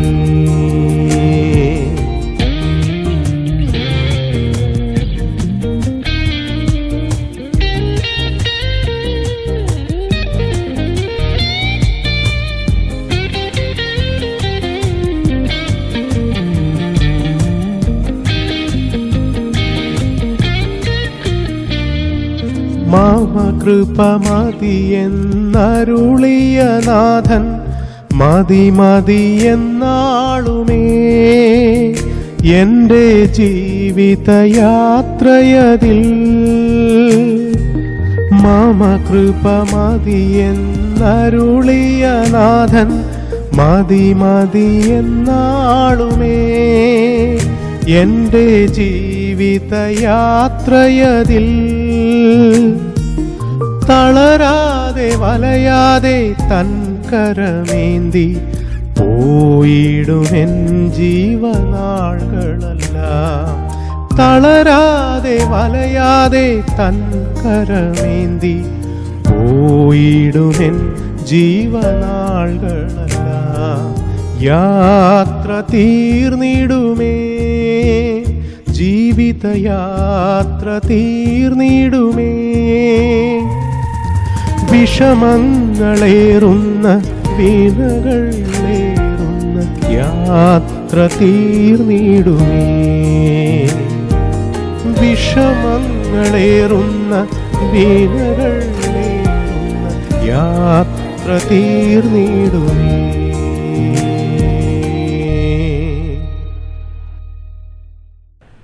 ഇതുവരെ നാം ഗാനങ്ങൾ ശ്രവിച്ചുകൊണ്ടിരിക്കുകയായിരുന്നു. ഇനിയും നാം ദൈവവചന കേൾവിക്കായി പോകുകയാണ്. കർത്തദാസൻ ജോബി ജെയിംസ് നമുക്ക് വേണ്ടി ദൈവവചനം ശുശ്രൂഷിക്കുന്നതായിരിക്കും. നമുക്ക് പ്രാർത്ഥനയോടെ ആയിരിക്കാം. കർത്താവ് നമുക്ക് ആവശ്യമായ കൃപ നൽകുമാറാകട്ടെ. നമ്മുടെ കർത്താവും രക്ഷിതാവുമായ യേശുക്രിസ്തുവിൻ്റെ നിസ്തുല്യമായ നാമത്തിൽ ബ്രദറൻ ലൈവിലൂടെ ലോകത്തിൻ്റെ നാനാഭാഗങ്ങളിലിരുന്ന് ഞങ്ങളെ ശ്രദ്ധിക്കുന്ന എല്ലാ ബഹുമാന്യ സ്നേഹിതർക്കും സ്നേഹവന്ദനം അറിയിക്കുന്നു. 3 ദിവസങ്ങളിലായി ബ്രദറൻ ലൈവ് ക്രമീകരിച്ചിരുന്ന ദൈവവചന പ്രഭാഷണത്തിൻ്റെ ഒടുവിലത്തെ രാത്രിയായ ഇന്നു രാത്രിയിൽ നിങ്ങളെ അതിസംബോധന ചെയ്യുവാൻ ലഭ്യമായ സുന്ദരമായ നിമിഷത്തിന് എല്ലാ മഹത്വവും മാനവും പ്രാണപ്രിയൻ്റെ പാദപീഠത്തങ്ങൾ സമർപ്പിക്കുന്നു. പ്രതികൂലത്തിൻ്റെ ഒരു വലിയ സാഹചര്യത്തിലാണ് നാം ജീവിക്കുന്നത് എന്ന് വരികിലും അതിൻ്റെയൊക്കെയും മധ്യത്തിൽ ഓരോ ദിവസവും ആത്മീകമായി പുതുക്കത്തിൽ വളരുവാൻ, ക്രിസ്തുവെന്ന തലയോളം ഉയരുവാൻ നമുക്ക് ഇടയാകേണ്ടത് ദൈവവചന പഠനവും ദൈവവചന കേൾവിയുമാകയാൽ ആ ദൈവവചന കേൾവിക്ക് വേണ്ടി നമ്മെ തന്നെ ഒരുക്കുവാനും കഴിഞ്ഞ ദിവസങ്ങളിൽ അനുഗ്രഹിക്കപ്പെട്ട ദൈവിക ആലോചനകൾ ശ്രദ്ധിക്കുവാനും സ്വർഗത്തിലെ ദൈവം കൃപ നൽകി. ശ്രുതിമധുരമായ ഗാനങ്ങൾ കഴിഞ്ഞ ദിവസങ്ങളിൽ കേൾക്കുവാൻ, ഇന്നും കേൾക്കുവാൻ കർത്താവ് നമുക്ക് കൃപ നൽകി. ഏത് പ്രതിസന്ധിയുടെയും പ്രശ്നങ്ങളുടെയും മധ്യത്തിൽ മനുഷ്യന് ആശ്വാസം നൽകുന്നത് ദൈവത്തിൻ്റെ വചനമാണ്. ആ വചനത്തെ കോർത്തിണക്കിക്കൊണ്ട് രേഖപ്പെടുത്തിയിരിക്കുന്ന അനുഭവങ്ങളുടെ അച്ചിലൂടെ ഊറി വന്നിരിക്കുന്ന ഗാനശകലങ്ങളാണ്. ഇതൊക്കെയും ഹൃദയത്തിന് ആശ്വാസവും ആനന്ദവും നൽകുന്നതാണ്. ഇന്നു രാത്രിയിലും അങ്ങനെയുള്ള ഗാനങ്ങളും ദൈവവചനവും കേൾക്കുവാൻ വീണ്ടും സ്വർഗത്തിലെ ദൈവം ആയുസ്സിനെ ഭൂമിയിൽ ശേഷിപ്പിച്ച അവിടുത്തെ വലിയ കൃപയെ ഓർത്ത് എല്ലാ മഹത്വവും മാനവും കർത്താവിന് അർപ്പിക്കുന്നു. ഈ സന്ദേശം ശ്രദ്ധിച്ചുകൊണ്ടിരിക്കുന്ന എല്ലാവരെയും സ്വർഗത്തിലെ സർവകൃപാലുവായ ദൈവം അനുഗ്രഹിക്കുമാറാകട്ടെ എന്ന് ആത്മാർത്ഥമായിട്ട് ആഗ്രഹിക്കുകയും പ്രാർത്ഥിക്കുകയും ചെയ്യുന്നു. ഇന്നു രാത്രിയിലെ നമ്മുടെ വിചിന്തനത്തിന് ആധാരമായി നമ്മളുടെ ഏവരുടെയും ശ്രദ്ധയെ വളരെ സുപരിചിതമായ ഒരു ഭാഗത്തേക്ക് ഞാൻ തിരിക്കുവാനായിട്ട് ആഗ്രഹിക്കുകയാണ്. ധന്യനായ പൗലോസ്ലേഹ ഫിലിപ്പ്യർക്ക് എഴുതിയ ലേഖനം 4-ാം അധ്യായം 5-ാം വാക്യത്തിൻ്റെ ഒടുവിലത്തെ ഭാഗവും 6-ാം വാക്യത്തിൻ്റെ പ്രാരംഭ ഭാഗവും വായിക്കുവാനായിട്ട് ഞാൻ ആഗ്രഹിക്കുകയാണ്. ഫിലിപ്പ്യ ലേഖനം 4-ാം അധ്യായം 5-ാം വാക്യത്തിൻ്റെ ഒടുവിലത്തെ ഭാഗവും 6-ാം വാക്യത്തിൻ്റെ പ്രാരംഭ ഭാഗവും നാം അവിടെ ഇങ്ങനെ വായിക്കുന്നു: കർത്താവ് വരുവാൻ അടുത്തിരിക്കുന്നു, ഒന്നിനെക്കുറിച്ചും വിചാരപ്പെടരുത്. ഈ കാലഘട്ടങ്ങളിൽ മനുഷ്യന് ഏറ്റവും അധികം ഹൃദയത്തിൻ്റെ ഉള്ളിൽ ആവലാതി തിങ്ങി നിറഞ്ഞ് മുന്നോട്ട് പോകുന്ന ഒരു സമയമാണ്. എല്ലാവരും ആകുല ചിത്തരായി തീർന്നിരിക്കുകയാണ്. ഈ ഭൂമിയിൽ വസിക്കുന്ന മനുഷ്യൻ ഒന്നടങ്കം ഭയത്തിൻ്റെ നിഴലിൽ എത്തി നിൽക്കുകയാണ്. ലോകത്തെ വ്യാപിച്ചിരിക്കുന്ന മഹാമാരി നിമിത്തം വിചാരപ്പെടുന്നവരായിട്ട്, ദുഃഖിക്കുന്നവരായിട്ട്, വേദനപ്പെടുന്നവരായിട്ട് തീർന്നിരിക്കുകയാണ്. ഓരോ നിമിഷവും നമ്മുടെ കർണപടങ്ങളിൽ വന്ന് അലയടിക്കുന്ന വാർത്തകൾ എത്രയോ ഭീകരമായതാണ്. മനുഷ്യനെ താണ്ഡവ നൃത്തം ചവിട്ടിക്കൊല്ലുന്ന COVID-19 എന്ന ഈ വൈറസ് അത് എത്തിച്ചേരാത്ത സ്ഥലങ്ങളില്ല. മനുഷ്യനെ മുഴുവൻ ഭീതിയിലാക്കിയിരിക്കുകയാണ്. ലോകരാഷ്ട്രങ്ങളെ, എല്ലാ മനുഷ്യരെയും ജാതി വർണ്ണ വർഗ വ്യത്യാസമില്ലാതെ ഒരുപോലെ അത് കീഴടക്കിയിരിക്കുകയാണ്. ഈ പ്രത്യേക സാഹചര്യത്തിൽ എവിടെയാണ് മനുഷ്യന് ആശ്വാസം കണ്ടെത്തുവാനായിട്ട് കഴിയുന്നത്? ലോകത്തിലുള്ള വൈദ്യശാസ്ത്രം പരാജയപ്പെട്ടപ്പോൾ, ലോകത്തിലുള്ള മനുഷ്യർ പരാജയപ്പെട്ടപ്പോൾ, ലോകത്തിലുള്ള രാഷ്ട്രീയ തത്വങ്ങൾ, മത നേതാക്കന്മാർ ഇവരെല്ലാവരും ഇതിൻ്റെ മുമ്പാകെ അമ്പെ പരാജയപ്പെടുമ്പോൾ എവിടെയാണ് ഒരിറ്റ് ആശ്വാസം, എവിടെയാണ് സാന്ത്വനം നമുക്ക് കണ്ടെത്തുവാനായിട്ട് കഴിയുന്നത്? പ്രിയപ്പെട്ടവരെ, വിശുദ്ധ ബൈബിൾ ഇന്നു രാത്രിയിലും വളരെ വ്യക്തമായിട്ട് ഈ പ്രതികൂലത്തിൻ്റെ മധ്യത്തിൽ നമുക്ക് നൽകുന്ന നിർദ്ദേശം എന്ന് പറയുന്നത് ഒന്നിനെക്കുറിച്ചും വിചാരപ്പെടേണ്ട എന്നുള്ളതാണ്. ഏറ്റവും അധികം വിചാരപ്പെടുന്ന ഒരു കാലഘട്ടമാണ് ഇത് എന്നുള്ളതിന് സംശയമില്ല എന്ന് വരികിലും ദൈവത്തിൻ്റെ വചനം ദൈവമക്കൾക്ക് നൽകിയിരിക്കുന്ന ഏറ്റവും അനുഗ്രഹിക്കപ്പെട്ട നിർദ്ദേശം എന്ന് പറയുന്നത്, പ്രബോധനം എന്ന് പറയുന്നത് നാം നിരാശപ്പെടേണ്ട എന്നുള്ളതാണ്. ഇത് പൗലോസ് എഴുതുമ്പോൾ താൻ റോമൻ കാരാഗ്രഹത്തിലാണ് കിടക്കുന്നത്. റോമൻ കാരാഗ്രഹത്തിൻ്റെ സകലവിധ പീഡകളും അനുഭവിച്ച് കാരാഗ്രഹത്തിൻ്റെ ഉള്ളറവാസത്തിൽ താൻ അങ്ങനെ കിടക്കുമ്പോൾ തനിക്ക് വേണ്ടി ഫിലിപ്പിയിലെ വിശ്വാസികൾ കൊടുത്തുവിട്ട അല്പം ധനം അത് താൻ സ്വീകരിച്ചതിന് ശേഷം എപ്പഫ്രായിത്തോസിൻ്റെ കയ്യാൽ അവിടെയുള്ള വിശ്വാസികൾക്ക് നന്ദിയുടെ വാക്കുകൾ എഴുതി കൊടുക്കുന്നതാണ് ഫിലിപ്പി ലേഖനത്തിൻ്റെ പശ്ചാത്തലം എന്ന് പറയുന്നത്. അങ്ങനെ പൗലോസ് ഈ ലേഖനം എഴുതി എപ്പഫ്രായിത്തോസിൻ്റെ കയ്യിൽ കൊടുത്തുവിടുമ്പോൾ ഫിലിപ്പിയിലെ വിശ്വാസികളെ താൻ പ്രബോധിപ്പിക്കുകയാണ്. അവർ ചെയ്ത നല്ല പ്രവൃത്തിയോർത്ത് അവരെ പ്രോത്സാഹിപ്പിക്കുകയാണ്. ആത്മീകമായിട്ട് വളരേണ്ടതിൻ്റെ ആവശ്യകതയെ അവർക്ക് ഉദ്ബോധിപ്പിക്കുകയാണ് ചെയ്യുന്നത്. ഈ 4-ാം അധ്യായത്തിൻ്റെ 4 മുതൽ 7 വരെയുള്ള വാക്യങ്ങൾ നാം പരിശോധിക്കുമ്പോൾ ആ പ്രത്യേക ഭാഗങ്ങളിൽ 2 പ്രധാനപ്പെട്ട പ്രബോധനങ്ങൾ നമുക്ക് കാണുവാനായിട്ട് കഴിയുന്നുണ്ട്. ഒന്നാമത്തെ പ്രബോധനം എന്ന് പറയുന്നത് rejoice in the Lord always എന്നുള്ളതാണ്. കർത്താവിൽ എപ്പോഴും സന്തോഷിപ്പിൻ എന്നുള്ളതാണ്. പ്രിയപ്പെട്ടവരെ, ഞാൻ ചോദിക്കട്ടെ, ഇത്ര വൈഷമ്യകരമായ ഒരു സാഹചര്യത്തിലൂടെ നാം കടന്നു പോകുമ്പോൾ എങ്ങനെയാണ് നമുക്ക് സന്തോഷിക്കുവാൻ കഴിയുന്നത്? പ്രിയപ്പെട്ടവരെ, ഞാൻ ഓർപ്പിച്ചല്ലോ, ഇതിൻ്റെ പശ്ചാത്തലം എന്ന് പറയുന്നത് പൗലോസിൻ്റെ കൈകളിൽ സാമ്പത്തികമായ സഹായം ഫിലിപ്പിയിലെ വിശ്വാസികൾ നൽകിയപ്പോൾ അതിനുള്ള നന്ദിയാണ് താൻ ഈ ലേഖനത്തിലൂടെ അറിയിക്കുന്നത്. അങ്ങനാണെങ്കിൽ നമുക്ക് ന്യായമായിട്ടും ഇങ്ങനെ ചിന്തിക്കാം, പൗലോസിന്റെ കയ്യിൽ ഇതുവരെയും ഒന്നുമില്ലായിരുന്നു, തൻ്റെ കയ്യിൽ അല്പം പണം വന്നു, തൻ്റെ കയ്യിൽ ലഭ്യമായി തീർന്ന ആ ധനം നിമിത്തം താൻ സന്തോഷിക്കുകയാണ്. പക്ഷേ ആ സന്തോഷം പൂർണ്ണമായ സന്തോഷമല്ലായിരുന്നു. പിന്നെയോ താൻ ഫിലിപ്പിയിലെ വിശ്വാസികളോട് പറയുകയാണ്, നിങ്ങൾ സന്തോഷിക്കണം. എങ്ങനെ സന്തോഷിക്കണം? നിങ്ങൾ കർത്താവിൽ എപ്പോഴും സന്തോഷിക്കണം. എൻ്റെ പ്രിയപ്പെട്ടവരെ, ഇന്ന് ഏറ്റവും അധികം വേദനിക്കുന്നത് ലോകത്തിൽ ഏറ്റവും അധികം ധനികന്മാരായിട്ടുള്ള ആളുകളാണ്. അവരാണ് ഇന്ന് ഏറ്റവും അധികം വേദനിച്ചു കൊണ്ടിരിക്കുന്നത്, സന്തോഷമില്ലാതായി തീർന്നിരിക്കുന്നത് അവർക്കാണ്. ഒന്നുകൂടെ പറഞ്ഞാൽ, ലോകത്തിലുള്ള സകല മനുഷ്യൻ്റെയും കൈകളിൽ ലക്ഷക്കണക്കിന് കോടിക്കണക്കിന് രൂപ ഉണ്ടെങ്കിലും അതിലൂടെ അവന് സന്തോഷം കൈവരിക്കുവാനായിട്ട് കഴിയുകയില്ല. ഉന്നതമായ മഹിമയുണ്ടെങ്കിൽ അതിലൂടെ സന്തോഷം കൈവരിക്കുവാനായിട്ട് കഴിയുകയില്ല. എന്തെങ്കിലും ഉന്നതമായ സ്ഥാനമാനങ്ങളുണ്ടെങ്കിൽ അതിലൂടെ സന്തോഷം കൈവരിക്കുവാൻ കഴിയുകയില്ല. ഏതു പ്രതികൂലത്തിൻ്റെയും ഏതു വേദനയുടെയും ഏതു ദുഃഖത്തിൻ്റെ നീർച്ചുഴിയിൽ മുങ്ങിത്താഴുമ്പോഴും ഒരു വ്യക്തിക്ക് സന്തോഷം കൈവരിക്കാൻ കഴിയണമെങ്കിൽ അത് കർത്താവിൽ മാത്രമേ സന്തോഷം കൈവരിക്കുവാൻ കഴിയുകയുള്ളൂ. ഒന്നുകൂടെ ആവർത്തിച്ച, കർത്താവിൻ്റെ മക്കൾക്ക് മാത്രമേ സന്തോഷം അനുഭവിക്കുവാനായിട്ട് കഴിയുകയുള്ളൂ. അതുകൊണ്ട് ധന്യനായ പൗലോസ് ശ്ലീഹ അവിടെയുള്ള ഫിലിപ്പിയിലെ വിശ്വാസികളോട് പറയുകയാണ്, കർത്താവിൽ എപ്പോഴും സന്തോഷിപ്പിൻ എന്ന് ഞാൻ പിന്നെയും നിങ്ങളോട് പറയുന്നു. എൻ്റെ പ്രിയപ്പെട്ടവരെ, നമ്മുടെ കർത്താവിൽ നമുക്ക് സന്തോഷിപ്പാനായിട്ട് ഇടയായിട്ട് തീരട്ടെ. അപ്പോൾ നമുക്ക് നൽകിയിരിക്കുന്ന ഒന്നാമത്തെ പ്രബോധനം എന്ന് പറയുന്നത് സന്തോഷിക്കുക എന്നുള്ളതാണ്. ഈ സന്തോഷം എങ്ങനെയാണ് നൽകുന്നത്? ഞാൻ ഇങ്ങനെ പറയട്ടെ, കർത്താവിൽ മാത്രമേ സന്തോഷം നമുക്ക് ലഭ്യമാവുകയുള്ളൂ. നമ്മുടെ കർത്താവായ യേശു ക്രിസ്തു ജനിച്ച സമയത്ത് ആടുകളെ മേയിച്ചുകൊണ്ട് കിടന്നിരുന്ന ആട്ടിടയന്മാർക്ക് ദൂതം പ്രത്യക്ഷപ്പെട്ടിട്ട് അവരോട് പറയുന്ന വാക്കിങ്ങനെയാ, ഭയപ്പെടേണ്ട, സർവ്വജനത്തിനും ഉണ്ടാകുവാനുള്ള മഹാസന്തോഷം ഞാനിന്ന് നിങ്ങളോട് സുവിശേഷിക്കുന്നു. കർത്താവായ ക്രിസ്തു യേശു എന്ന രക്ഷിതാവ് നിങ്ങൾക്ക് വേണ്ടി ദാവീദിന്റെ പട്ടണത്തിൽ ജനിച്ചിരിക്കുന്നു. അപ്പോൾ നോക്കണം, എങ്ങനെയാണ് സന്തോഷം കൈവരിപ്പാൻ കഴിയുന്നത്? ഭയചകിതരായി തീരുന്ന മനുഷ്യന്, വേദനയിലൂടെ കടന്നു പോകുന്ന മനുഷ്യന്, ഒന്നുമില്ലാത്ത ജീവിതം നയിക്കുന്ന മനുഷ്യന്, നിരാശയുടെ അനുഭവത്തിലൂടെ കടന്നു പോകുന്ന മനുഷ്യന് എന്തൊക്കെ ഭൂമിയിലുണ്ടെങ്കിലും അവനുള്ളതൊന്നും നേടുവാനായിട്ട് കഴിയുകയില്ല. അവനുള്ളതൊന്നും അവന് നിലനിൽക്കുവാനായിട്ട് ബലം കൊടുക്കുന്നതല്ല എന്ന് COVID-19 ബാധിച്ചപ്പോൾ ലോകത്തെ പഠിപ്പിച്ച പാഠമാണ്. അങ്ങനെയാണെങ്കിൽ അതിൻ്റെ മധ്യത്തിൽ സന്തോഷം കണ്ടെത്തുവാൻ കഴിയുന്നത് നമ്മുടെ കർത്താവായ യേശു ക്രിസ്തുവിലാണ്.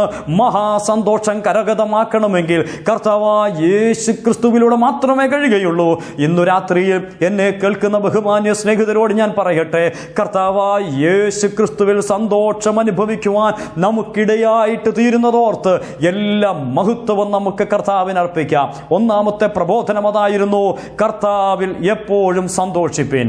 രണ്ടാമത്തെ പ്രബോധനം എന്ന് പറയുന്നത് അടുത്ത വാക്യത്തിൽ നാം ഇങ്ങനെ കാണുകയാണ്. 5-ാം വാക്യത്തിൽ അവിടെ നാം വായിക്കുന്നത് ഇങ്ങനെയാണല്ലോ, നമ്മുടെ കർത്താവ് വരുവാൻ അടുത്തിരിക്കുന്നു, ഒന്നിനെ കുറിച്ചും വിചാരപ്പെടരുത്. ഈ വിഷയത്തോടുള്ള ബന്ധത്തിലാണ് ഇന്നു രാത്രിയിൽ ചില ആത്മീക സത്യങ്ങൾ നിങ്ങളുമായിട്ട് പങ്കുവയ്ക്കുവാൻ ഞാൻ ആഗ്രഹിക്കുന്നത്. കർത്താവിൽ സന്തോഷിക്കുന്ന ദൈവമക്കൾക്ക് നൽകുന്ന മറ്റൊരു പ്രബോധനം, അതിനെ പ്രബോധനമെന്ന് മാത്രം പറഞ്ഞാൽ പോരാ, അതൊരു കൽപ്പനയായിട്ടാണ് നൽകിയിരിക്കുന്നത്. എന്താണ് കൽപ്പന? ഒന്നിനെ കുറിച്ചും വിചാരപ്പെടരുത്. ഇത് കേൾക്കുമ്പോൾ ഒരു പക്ഷേ നെറ്റിചുളിക്കുവാൻ സാധ്യതയുണ്ട്. എന്താ കാരണം? ഈ സമയത്തല്ലയോ മനുഷ്യൻ ആവലാതിപ്പെട്ടിരിക്കുന്നത്? ചിന്തകുലമുള്ളവരായിട്ട് തീർന്നിരിക്കുന്ന ഒരു സമയമല്ലയോ ഇത്? കുഞ്ഞുങ്ങളുടെ ഭാവി, നഷ്ടപ്പെട്ടു പോയ ജോലി, ഇനിയും എങ്ങനെ ഒരു ജോലി ലഭിക്കും? ഏതു മേഖല തിരഞ്ഞെടുക്കും? എങ്ങനെ കുഞ്ഞുങ്ങളെ സ്കൂളിൽ വിടും? എൻ്റെ കുഞ്ഞിൻ്റെ ഭാവി ഇനി എന്തായിത്തീരും? എങ്ങനെ വിവാഹം? എന്തെല്ലാം പ്രതിസന്ധികൾ നിറഞ്ഞ ലോകത്തിലാണ് നാം ജീവിക്കുന്നത്, അല്ലയോ പ്രിയപ്പെട്ടവരെ? അതെ, ശരിയാ. ഇത് മാത്രമല്ല, ഇതിനേക്കാൾ വലിയ പ്രതികൂലങ്ങൾ ഇനിയും ആഞ്ഞടിക്കുവാൻ സാധ്യതയുണ്ട്. ഇതുകൊണ്ട് തീർന്നില്ല. ഇപ്പോൾ നാം കേൾക്കുന്നത് പോലെ, ഏറ്റവും അടുത്തായിട്ട് വരുന്ന വാർത്തകൾ മനസ്സിലാക്കുന്നത് പോലെ, ഒരുപക്ഷെ നാം നേരിടാൻ പോകുന്ന ഏറ്റവും വലിയ അടുത്ത ബുദ്ധിമുട്ടെന്ന് പറയുന്നത് വരാൻ പോകുന്ന ക്ഷാമമായിരിക്കാം. മറ്റ് സംസ്ഥാനങ്ങളെ മുഴുവൻ കീഴടക്കുന്ന വെട്ടുക്കിളിയുടെ ആവിർഭാവം നാം ഇപ്പോൾ കേട്ടുകൊണ്ടിരിക്കുകയാണ്. എൻ്റെ പ്രിയപ്പെട്ടവരെ, ഞാൻ ഇങ്ങനെ പറയട്ടെ, ഒരുപക്ഷെ അടുത്തത് നാം നേരിടാൻ പോകുന്നത് ക്ഷാമമായിരിക്കും. അങ്ങനെയാണെങ്കിൽ അവിടെയും നാം ചിന്താഭാരമുള്ളവരായിട്ട് തീരുകയല്ലയോ? എന്തായിരിക്കാം അടുത്ത നിമിഷം സംഭവിക്കുന്നതെന്നോർത്ത് മനുഷ്യൻ ആവലാതിപ്പെടുകയാണ്, വേദനയുള്ളവരായിട്ട് തീരുകയാണ്, അവൻ ആകമാനം ആകുല ചിത്തനായിട്ട് തീരുകയാ. എന്നാൽ വിശുദ്ധ ബൈബിൾ ഇന്നു രാത്രിയിലും നമുക്ക് നൽകുന്ന പ്രബോധനമെന്ന് പറയുന്നത് ഒന്നിനെക്കുറിച്ചും വിചാരപ്പെടരുത്. ഈ വേദഭാഗത്തോടുള്ള ബന്ധത്തിൽ ചില ആത്മീക സത്യങ്ങൾ വളരെ പെട്ടെന്ന് ഞാൻ പങ്കുവയ്ക്കുവാനായിട്ട് ആഗ്രഹിക്കുകയാണ്. എന്തുകൊണ്ട് ഒന്നിനെക്കുറിച്ചും വിചാരപ്പെടരുത് എന്ന് പറഞ്ഞിരിക്കുന്നു? അതിൻ്റെ കാരണങ്ങൾ ഒരു 5 നോട്ടുകളായിട്ട് വളരെ പെട്ടെന്ന് ഞാൻ ഒന്ന് പങ്കുവയ്ക്കുവാൻ ആഗ്രഹിക്കുക. എന്തുകൊണ്ട് ദൈവമക്കളോട് പറഞ്ഞിരിക്കുന്നു ഒന്നിനെക്കുറിച്ചും വിചാരപ്പെടരുത്? ഇതേ ഒരു ആശയം തന്നെ കൊരിന്ത്യർക്ക് എഴുതിയ 1-ാം ലേഖനം 7-ാം അധ്യായത്തിന്റെ 32-ാം വാക്യത്തിൽ നാം വായിക്കുന്നു, നിങ്ങൾ ആകുലതയില്ലാത്തവരായിരിക്കണമെന്ന് ഞാൻ ഇച്ഛിക്കുന്നുവെന്ന് ധന്യനായ പൗലോസ്ലേഹ പറഞ്ഞിട്ടുണ്ട്. അവിടെയും നമ്മോട് ആജ്ഞാപിക്കുന്നത് നിങ്ങൾ ആകുലതയും ചിന്താകുലവും ഇല്ലാത്തവരായിട്ടിരിക്കണം എന്നുള്ളതാണ്. ഒന്നുകൂടെ ആവർത്തിച്ച് പറഞ്ഞാൽ, ചിന്താഭാരം നമ്മെ അലട്ടാതെ നമ്മുടെ ജീവിതത്തെ നാം മുമ്പോട്ട് നയിക്കണം. കാരണം ദൈവമക്കളായിരിക്കുന്ന നമ്മുടെ ജീവിതത്തിൽ ചിന്താഭാരം വരുത്തുന്നത് പിശാചിൻ്റെ തന്ത്രമാണ്. എന്താണത് പറയുവാൻ കാരണം? ഞാൻ ഓർപ്പിച്ചല്ലോ, നമ്മുടെ കർത്താവ് വരുവാൻ അടുത്തിരിക്കുന്നു, ഒന്നിനെക്കുറിച്ചും വിചാരപ്പെടരുത്. എൻ്റെ പ്രിയപ്പെട്ടവരെ, കർത്താവായ യേശുക്രിസ്തുവിൻ്റെ മടങ്ങിവരവ് ആസന്നമായിട്ടിരിക്കുന്നു എന്ന് ഇനി ഞാൻ വിശുദ്ധീകരിക്കേണ്ട ആവശ്യമില്ല. ലോകത്തിൻ്റെ സംഭവങ്ങൾ മുഴുവൻ ഇപ്പോൾ വിളിച്ചറിയിക്കുന്ന ഒരു സത്യമുണ്ട്, യേശുക്രിസ്തു മടങ്ങി വരുവാനായിട്ട് പോകുന്നു. അപ്പോൾ ഇതാ വെട്ടിക്കിളി ലോകം മുഴുവൻ കീഴടക്കുകയാണ്. അനേക നെൽപ്പാടങ്ങൾ അത് തിന്നു തീർക്കുകയാണ്. എന്താണിത് കാണിക്കുന്നത്? കർത്താവിൻ്റെ വരവിന് മുന്നോടിയായിട്ട് സംഭവിക്കുന്ന എത്രയോ സംഭവ വികാസങ്ങളാണ് ലോകത്ത് നടന്നുകൊണ്ടിരിക്കുന്നത്. അതിൻ്റെ മധ്യത്തിൽ ആകുല ചിത്തരായിട്ട് നാം തീരേണ്ട ആവശ്യമില്ല. ഒരുങ്ങുക. നമ്മുടെ കർത്താവിനെ എതിരേൽപ്പാൻ നമ്മുടെ വിളക്കിൻ്റെ അകത്ത് എണ്ണ നിറച്ച് ഒരുങ്ങിയിരിക്കേണ്ട സമയമെടുത്തു എന്നുള്ള ആത്മീക സത്യം നമ്മെ ഓർപ്പിക്കുകയാണ്. ഇതുവേണ്ടിയാണ് ധന്യനായ പൗലോസ്ലേഹ കൊരിന്ത്യർക്ക് എഴുതിയ 2-ാം ലേഖനം 11-ാം അധ്യായത്തിൽ ഇങ്ങനെ രേഖപ്പെടുത്തി വെച്ചത്. എന്താണ് നാം ഇവിടെ വായിക്കുന്നത്? അതിൻ്റെ പ്രാരംഭ വാക്യത്തിൽ ഇങ്ങനെ പറയുകയാ, ഞാൻ നിങ്ങളെ ക്രിസ്തു എന്ന ഏകപുരുഷനെ നിർമ്മല കന്യകയായി ഏൽപ്പിപ്പാൻ വിവാഹ നിശ്ചയം ചെയ്തിരിക്കുന്നു. സർപ്പം ഹവ്വയെ ഉപായത്താൽ ചതിച്ചതുപോലെ നിങ്ങൾ ക്രിസ്തുവിനോടുള്ള ഏകാഗ്രതയും നിർമ്മലതയും വിട്ട് വഷളായി പോകുമോ എന്ന് ഞാൻ ഭയപ്പെടുന്നു. പ്രിയപ്പെട്ടവരെ, ഞാനിതൊന്ന് ചേർത്ത് പറയുവാൻ ആഗ്രഹിക്കുകയാ. ഈ കാലഘട്ടങ്ങളിൽ പോരാ, കർത്താവായ യേശുക്രിസ്തുവിൻ്റെ വരവിന് വേണ്ടി നോക്കി പാർത്തിരിക്കുന്ന ഈ പ്രത്യേക സമയത്ത്, കർത്താവിൻ്റെ ഗംഭീര ശബ്ദം മുഴങ്ങുവാൻ ആസന്നമായിട്ടിരിക്കുന്ന ഈ സമയത്ത് ദൈവമക്കളെ അവരുടെ കർത്താവിനോടുള്ള പ്രത്യാശയിൽ നിന്നും മാറ്റി നിർത്തുവാൻ പിശാച് കണ്ട ഏറ്റവും വലിയ അടവാണ് അവരെ ചിന്താകുലമുള്ളവരാക്കി തീർക്കുക എന്നുള്ളത്. കർത്താവിനോടുള്ള ഏകാഗ്രത കളയുവാൻ, കർത്താവിനോടുള്ള നിർമ്മലത കളയുവാൻ, ജീവിതത്തിൽ ഏത് നിലയിലും ജീവിക്കണമെന്നുള്ള ചിന്തയിലേക്ക് അവരെ നയിക്കുവാൻ പിശാച് കണ്ട ഏറ്റവും വലിയ ആയുധമാണ് അവനിലേക്ക് ചിന്താഭാരം കടത്തിവിടുക എന്നുള്ളത്. അങ്ങനെ കർത്താവിൻ്റെ വരവിനെ നോക്കി പാർത്തിരിക്കുന്നവരുടെ ലക്ഷ്യത്തെ തെറ്റിക്കുവാൻ പിശാച് ശ്രമിക്കുമ്പോൾ ദൈവമക്കളായ നാം അതിനെതിരെ പോരാടേണ്ടത് ആവശ്യമാണ്. ആകയാൽ ഇന്നു രാത്രിയിൽ എന്നെ കേൾക്കുന്ന സ്നേഹിതരോട് വിനയത്തിൻ്റെ ഭാഷയിൽ ഞാൻ ഇങ്ങനെ പറയുവാൻ ആഗ്രഹിക്കുകയാണ്, നമ്മുടെ കർത്താവ് വരുവാൻ അടുത്തിരിക്കുന്നത് കൊണ്ട് ഒന്നിനെക്കുറിച്ചും വിചാരപ്പെടരുത്. എന്തുകൊണ്ടാണ് ഒന്നിനെക്കുറിച്ചും വിചാരപ്പെടരുതെന്ന് പറയുന്നത്? ഒന്ന്, ഇവിടെ പറഞ്ഞിരിക്കുന്നത് ഒരു കൽപ്പനയാണ്. ഇതൊരു കൽപ്പനയാകയാൽ നാം അതനുസരിക്കുവാൻ ബാധ്യതയുള്ളവരാണ്. എന്താ കൽപ്പനയാണ് എന്ന് പറഞ്ഞിരിക്കുന്നത്?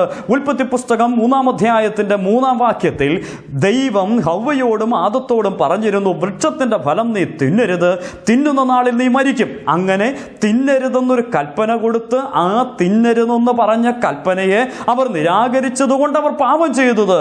അങ്ങനെയാണെങ്കിൽ പ്രിയപ്പെട്ടവരെ, ദൈവം നമുക്ക് നൽകിയിരിക്കുന്ന കൽപ്പനകൾ ചെയ്യണമെന്ന് പറയുന്നത് ചെയ്യാതിരിക്കുന്നതും ചെയ്യരുതെന്ന് പറയുന്നത് ചെയ്യുന്നതും എല്ലാം ഒരുപോലെ പാപമായിട്ട് തീരുകയാണെങ്കിൽ ദൈവത്തിൻ്റെ വചനം ദൈവമക്കളായ നമ്മോട് പറഞ്ഞിരിക്കുന്ന പ്രമാണം കൽപ്പനയെന്ന് പറയുന്നത് നിങ്ങൾ ഒന്നിനെക്കുറിച്ചും വിചാരപ്പെടരുത് എന്നുള്ളതാണ്.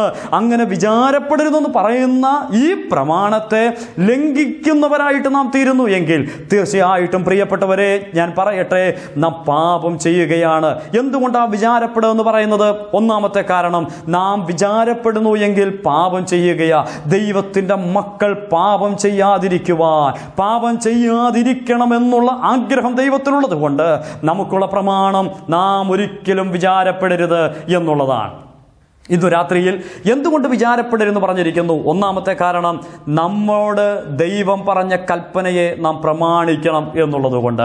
രണ്ടാമതായിട്ട്, എന്തുകൊണ്ട് വിചാരപ്പെടരുത് എന്ന് പറഞ്ഞിരിക്കുന്നു? അതിൻ്റെ കാരണം, കർത്താവായ യേശുക്രിസ്തു ഈ ഭൂമിയിലായിരുന്നപ്പോൾ തൻ്റെ പരസ്യ ശുശ്രൂഷയുടെ ആരംഭഘട്ടത്തിൽ താൻ ചെയ്ത അനുഗ്രഹിക്കപ്പെട്ട പ്രഭാഷണമാണ് ഗിരിപ്രഭാഷണം. ആ ഗിരിപ്രഭാഷണത്തിൽ യേശു കർത്താവ് അതിൻ്റെ 6-ാം അധ്യായം, മത്തായിയുടെ സുവിശേഷം 5, 6, 7 അധ്യായങ്ങളിൽ രേഖപ്പെടുത്തിയിരിക്കുന്ന ഗിരിപ്രഭാഷണത്തിൻ്റെ 6-ാം അധ്യായത്തിൻ്റെ ഒരു ഭാഗം മുഴുവൻ യേശു കർത്താവ് ഈ വിഷയം മാത്രം പറയുവാനായിട്ടാണ് ഉപയോഗിച്ചത്. അങ്ങനെ പറഞ്ഞപ്പോൾ 6-ാം അധ്യായത്തിൻ്റെ 27-ാം വാക്യത്തിൽ യേശു കർത്താവ് ഇങ്ങനെ പറയുകയുണ്ടായി, വിചാരപ്പെടുന്നത് കൊണ്ട് ഒന്നും സാധ്യമല്ല. എന്തുകൊണ്ടാണ് വിചാരപ്പെടരുതെന്ന് പറഞ്ഞിരിക്കുന്നത്? അതിൻ്റെ കാരണം, രണ്ടാമത്തെ കാരണം, വിചാരപ്പെട്ടതുകൊണ്ട് ഒരു കാര്യവും നമുക്ക് നേടുവാൻ കഴിയുകയില്ല എന്നുള്ളതാണ്. ഒരു മനുഷ്യന് തൻ്റെ നീളത്തോട് ഒരു മുഴം കൂട്ടുവാനായിട്ട് കഴിയുകയില്ല. ചുരുക്കത്തിൽ ഇങ്ങനെ പറഞ്ഞാൽ, നമുക്കൊരിക്കൽ പോലും വിചാരപ്പെട്ടതുകൊണ്ട് എന്തെങ്കിലും നേടുവാൻ കഴിയുകയില്ല. കർത്താവായ യേശുക്രിസ്തു ഗിരിപ്രഭാഷണത്തിൽ വളരെ വ്യക്തമായിട്ട് ഓർപ്പിക്കുകയുണ്ടായി, നമ്മെക്കൊണ്ട് അസാധ്യമാണ് പ്രിയപ്പെട്ടവരെ, വിചാരപ്പെട്ടതുകൊണ്ട് നമുക്കൊന്നും നേടുവാൻ കഴിയുകയില്ല. നാം നാളെ ഓർത്ത് ഭാരപ്പെട്ടതുകൊണ്ട് നമുക്കൊന്നും നേടുവാനായിട്ട് കഴിയുകയില്ല. ആകയാൽ നമ്മുടെ കർത്താവായ യേശുക്രിസ്തു, ഞാൻ വിശ്വസിക്കുന്ന അനുസരിച്ച്, ഒരു നല്ല മനഃശാസ്ത്രജ്ഞനായിരുന്നു. അദ്ദേഹം മനസ്സിലാക്കി, ഒരു വ്യക്തിയുടെ ആകമാനം അവനെ ഇല്ലായ്മ ചെയ്യുന്ന പ്രശ്നം അവൻ്റെ മനസ്സിൻ്റെ അസ്വസ്ഥനാക്കുന്ന പ്രശ്നങ്ങളാണ്. അതുകൊണ്ട് അങ്ങനെയുള്ള പ്രശ്നങ്ങളിലൂടെ അവൻ കടന്നു പോകുന്നുവെങ്കിൽ തീർച്ചയായിട്ടും അവൻ്റെ മാനസികമായ അവസ്ഥകൾക്കൊക്കെ മാറ്റം വരുവാൻ കാരണമുണ്ട്. അതുകൊണ്ട് പറയുകയാ, നിങ്ങൾക്കൊന്നും ചെയ്യുവാൻ സാധ്യമല്ല, നിങ്ങൾ ഒരിക്കലും വിചാരപ്പെടേണ്ട ആവശ്യമില്ല. അപ്പോൾ രണ്ടാമതായിട്ട് യേശു കർത്താവ് പറഞ്ഞത്, മനുഷ്യന് ഒന്നും സാധ്യമല്ല വിചാരപ്പെട്ടതുകൊണ്ട്, ആകയാൽ വിചാരപ്പെടരുത്. മൂന്നാമതായിട്ട് യേശു കർത്താവ് പറഞ്ഞത് 6-ാം അധ്യായത്തിൻ്റെ 32-ാം വാക്യത്തിലാണ്. അവിടെ യേശു കർത്താവ് ഇങ്ങനെ പറഞ്ഞു, ജാതികളുടെ ചിന്തയാണ് വിചാരപ്പെടുക എന്ന് പറയുന്നത്. ജാതികളാണ് വിചാരപ്പെടുന്നത്, ദൈവമക്കൾ വിചാരപ്പെടേണ്ടവരല്ല, ദൈവമക്കൾ വിചാരപ്പെട്ട് ജീവിക്കേണ്ടവരല്ല. അതിൻ്റെ കാരണങ്ങൾ പിന്നീട് ഞാൻ ഓർപ്പിക്കാം. അപ്പോൾ ജാതികളുടെ ചിന്തയാകിയാൽ ദൈവമക്കൾക്ക് ജാതികളുമായിട്ട് പൊരുത്തപ്പെടുവാൻ കഴിയുകയില്ല, അല്ലെങ്കിൽ ജാതികളുടെ സ്വഭാവം ദൈവമക്കൾ സ്വീകരിക്കുവാൻ പാടില്ല. എന്താണ് അവരുടെ ചിന്ത എന്ന് പറയുന്നത്? അവരുടെ ചിന്ത 3 കൂട്ടം കാര്യങ്ങളാണ്. എന്ത് തിന്നും, എന്ത് കുടിക്കും, എന്ത് ഉടുക്കും. ഈ 3 ചിന്തയിലാണ് ലോകത്തിലുള്ള മനുഷ്യൻ ജീവിച്ചു കൊണ്ടിരിക്കുന്നത്. അവൻ തിന്നുവാൻ വേണ്ടിയും ഉടുക്കുവാൻ വേണ്ടിയും കുടിക്കുവാൻ വേണ്ടിയും മാത്രമുള്ള ജീവിതമാണ് നയിക്കുന്നത്. അതിനുള്ള ജീവിതമല്ല ദൈവം മനുഷ്യന് ഭൂമിയെ നൽകി ിരിക്കുന്നത്. നമ്മെ സൃഷ്ടിച്ച സർവശക്തനായ ദൈവത്തിന് നമ്മെക്കുറിച്ചുള്ള പദ്ധതികളെ തിരിച്ചറിഞ്ഞ് ദൈവത്തിൻ്റെ നാമം മഹത്വത്തിനു വേണ്ടി ജീവിക്കുവാൻ ദൈവം ആക്കി വച്ച ഈ ജീവിതത്തെ യാതൊരു വിലയും കൊടുക്കാതെ തിന്നുകയും കുടിക്കുകയും ആനന്ദിക്കുകയും ചെയ്ത് മുമ്പോട്ട് പോകുന്ന ഈ ലോകത്തിൽ ആളുകൾ ജീവിക്കുമ്പോൾ ദൈവമക്കളോട് പറയുകയാ, ജാതികൾ ചിന്തിക്കുന്ന ചിന്തയുമായിട്ട് നാം ചിന്തിക്കുവാനായിട്ട് പാടില്ല.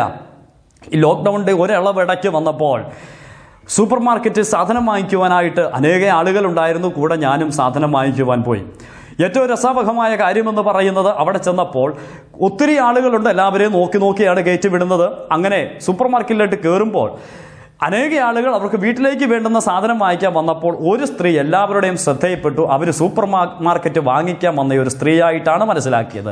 എന്താ കാരണം എന്ന് ചോദിച്ചാൽ, അവിടെ ഇരുന്ന 2 ട്രോളി വലിച്ചെടുത്തുകൊണ്ട് വന്ന 2 ട്രോളിയിലേക്ക് സാധനങ്ങൾ ആവശ്യത്തിലും അധികം വാരിക്കൂട്ടുകയാണ്. അപ്പോൾ എല്ലാവരും മുഖത്തോട് മുഖം നോക്കി ഒന്ന് പുഞ്ചിരിച്ചു. കാരണം ഇത്രയേ ഉള്ളൂ, അവർ സാധനം വാങ്ങിക്കുന്നത് അവരുടെ ജീവിതത്തിൻ്റെ ആവശ്യത്തിന് വേണ്ടിയല്ല, മറിച്ച് നാളെ ഇനി ഒരു പ്രശ്നമുണ്ടായാൽ എനിക്കൊരു പ്രശ്നവും ഉണ്ടാകല്ലെന്നുള്ള ചിന്തയിൽ സൂപ്പർ മാർക്കറ്റ് വാങ്ങിക്കാൻ വന്ന ഒരു സ്ത്രീ. പ്രിയപ്പെട്ടവരെ, ലോകത്തിലുള്ള മനുഷ്യൻ മുഴുവൻ അങ്ങനെയാണ് ചെയ്തത്. എൻ്റെ ഒരു സുഹൃത്ത് കഴിഞ്ഞ ദിവസം ഇങ്ങനെ പറയുകയുണ്ടായി, അദ്ദേഹത്തിൻ്റെ കൂടെ ജോലി ചെയ്യുന്ന ഒരു വ്യക്തിയുടെ പിതാവ് 5 ചാക്ക് അരിയാണ് വീട്ടിൽ വാങ്ങിച്ചു വെച്ചിരിക്കുന്നത്. എന്താ കാരണം എന്നറിയാമോ? വെട്ടിക്കിളി ദേശം മുഴുവൻ നശിപ്പിക്കുന്നു എന്ന വാർത്ത കേട്ടപ്പോൾ അരിക്ഷാമം ഉണ്ടാകാൻ സാധ്യതയുണ്ടെന്ന് ആരോ പറഞ്ഞു. ഉടനെ ചാക്ക് കണക്കിന് അരി വാങ്ങിച്ച് വീട്ടിൽ വെച്ചിരിക്കുകയാണ്. നോക്കണേ, മനുഷ്യൻ ചിന്തിക്കുന്നത് മുഴുവൻ എന്തിനു വേണ്ടിയാണെന്ന് ചോദിച്ചാൽ എന്ത് തിന്നും, ലോകത്ത് ക്ഷാമം വന്നാലും എനിക്ക് തിന്നണമെന്ന ചിന്തയിലാണ് അവൻ മുമ്പോട്ട് പോകുന്നത്. ആകയാൽ പ്രിയപ്പെട്ടവരെ, ഇത് ലോക മനുഷ്യന്റെ ചിന്താഗതിയാണ്. ദൈവമക്കൾ ചിന്താകുലമുള്ളവരായിട്ട് തീരരുത് എന്ന് ദൈവം ആഗ്രഹിക്കുന്നു. നാലാമതായിട്ട് 6-ാം അധ്യായത്തിൽ തന്നെ അതിന് 30-ാം വാക്യത്തിൽ നമ്മുടെ കർത്താവ് വീണ്ടും ആവർത്തിക്കുകയുണ്ടായി, അല്പവിശ്വാസമാണ് നിങ്ങളിങ്ങനെ ചിന്താകുലമുള്ളവരായി തീരുവാൻ കാരണം എന്ന് പറയുന്നത്. യേശു കർത്താവ് അത് വളരെ വ്യക്തമായിട്ട് മനസ്സിലാക്കി കൊടുത്തു. ഈ അല്പവിശ്വാസം മനുഷ്യരിലുള്ളത് കൊണ്ട് അവർ വീണ്ടും ദൈവത്തിൽ വിശ്വസിക്കേണ്ട പോലെ വിശ്വസിക്കുന്നില്ല. എല്ലാം പ്രവർത്തിക്കുവാൻ കഴിവുള്ളവനായ സർവത്തിൻ്റെയും നിയന്ത്രിതാവായിരിക്കുന്ന കർത്താവിൽ അവർ വിശ്വാസം അർപ്പിക്കാതെ വിശ്വാസത്തിൽ കുറവുള്ളവരായിട്ട് തീരുന്നു. അതുകൊണ്ട് അവർ ചിന്താഭാരമുള്ളവരായിട്ട് തീരുകയാണ്. ഒരിക്കൽ കർത്താവായ യേശുക്രിസ്തു ശിഷ്യന്മാരോട് പറഞ്ഞു, നമുക്ക് അക്കരയ്ക്ക് പോകാം എന്ന് പറഞ്ഞ് ഒരു ചെറിയ വള്ളത്തിൽ അവർ യാത്ര ചെയ്ത് പോയതായിട്ട് നാം മർക്കോസിന്റെ സുവിശേഷത്തിൽ വായിക്കുന്നുണ്ട്. അങ്ങനെ യാത്ര ചെയ്ത് പോയ വഴിക്ക് കാറ്റും പേമാരിയും ആഞ്ഞടിച്ച് വള്ളം മുങ്ങുമാറായി. യേശു കർത്താവ് അതിനെ ശാസിച്ച് കടലിനെയും കാറ്റിനെയും ശാന്തമാക്കി. എന്നിട്ട് ശിഷ്യന്മാരോട് ഒരു ചോദ്യം ചോദിച്ചു, നിങ്ങൾക്ക് ഇപ്പോഴും വിശ്വാസമായില്ലയോ? ഇതുവരെയും യേശു കർത്താവ് അവർക്ക് നൽകി കൊടുത്തിരുന്നത് അത്ഭുതങ്ങളായിരുന്നു. 5 അപ്പം കൊണ്ട് 5000 പോഷിപ്പിച്ച്, കാനാവിലെ കല്യാണ വീട്ടിലെ കുറവുകളെ പരിഹരിച്ച്, തന്നെ കൊണ്ട് ചെയ്യാൻ പറ്റുന്ന പ്രവർത്തികൾ മുഴുവൻ ചെയ്ത് കാണിച്ചു കൊടുത്തിട്ടും തൻ്റെ കൂടെ നിന്ന വത്സല ശിഷ്യന്മാർക്ക് പോലും കർത്താവിനെ യഥാർത്ഥമായിട്ട് തിരിച്ചറിയുവാനും അവന് യഥാർത്ഥമായിട്ട് വിശ്വാസമർപ്പിക്കാനും കഴിയാതെ പോയി. അതുകൊണ്ട് കർത്താവ് പറയുക, നിങ്ങൾക്കിപ്പോഴും വിശ്വാസമില്ലയോ? പ്രിയപ്പെട്ടവരെ, നമുക്ക് നമ്മുടെ കർത്താവിൽ വിശ്വസിക്കാം. സർവത്തിൻ്റെയും അധികാരിയും സർവത്തിൻ്റെയും കാരണഭൂതനുമായവൻ നമുക്കുള്ളത് കൊണ്ട് അവൻ പറയുന്ന വാക്ക് ചിന്താകുലമില്ലാത്തവരായിരിക്കണം എന്നുള്ളതാണ്. ഇന്നു രാത്രിയിൽ നമുക്ക് വേണ്ടി ഭാരപ്പെടുന്ന ഒരു കർത്താവുള്ളത് കൊണ്ട് ആ കർത്താവിൽ നമുക്ക് ശരണമർപ്പിക്കാം. 5-മതായിട്ട് ഞാൻ ഇങ്ങനെ പറയുവാൻ ആഗ്രഹിക്കുകയാണ്. 5-മത് ഫിലിപ്പി ലേഖനം 4-ാം അധ്യായത്തിൻ്റെ 5-ാം വാക്യത്തിൻ്റെ അവസാനത്തെ ഭാഗത്ത് നാം വായിച്ചത് ഇങ്ങനെയാണ്, നമ്മുടെ കർത്താവ് വരുവാൻ അടുത്തിരിക്കുന്നു.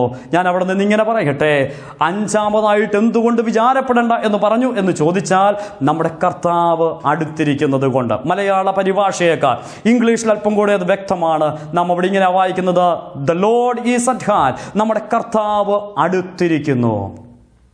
കർത്താവ് വരുവാനടുത്തിരിക്കുന്നു എന്നുള്ളതല്ല, കർത്താവ് അടുത്തിരിക്കുന്നു. ഒന്നിനെക്കുറിച്ചും വിചാരപ്പെടേണ്ട. 5-മത്തെ കാരണം ഞാൻ ഇങ്ങനെ പറയാൻ ആഗ്രഹിക്കുക. എന്തുകൊണ്ട് വിചാരപ്പെടേണ്ട എന്ന് ചോദിച്ചാൽ അതിൻ്റെ കാരണം നമ്മുടെ കർത്താവ് നമ്മോട് അടുത്തുണ്ട്. ഒന്നുകൂടെ ആവർത്തിച്ചാൽ, എൻ്റെ അടുത്തിരുന്ന് എനിക്ക് വേണ്ടി വിചാരപ്പെടുന്ന ഒരു കർത്താവ് സ്വർഗത്തിലുണ്ട്. എൻ്റെ പ്രിയപ്പെട്ടവരെ, ഇന്നു രാത്രിയിൽ എന്നെ കേൾക്കുന്ന എല്ലാ പ്രിയപ്പെട്ടവരും മനസ്സിലാക്കണം, നമ്മുടെ ആവശ്യങ്ങളെ വ്യക്തമായിട്ട് അറിയുന്ന ഒരു കർത്താവ് നമുക്കുള്ളത് കൊണ്ട് നാം വിചാരപ്പെടേണ്ട ആവശ്യമില്ല. ലോർഡ് ഈസ് അറ്റ് ഹാൻഡ്, നമ്മുടെ കർത്താവ് അടുത്തിരിക്കുകയാണ് നമ്മോട്.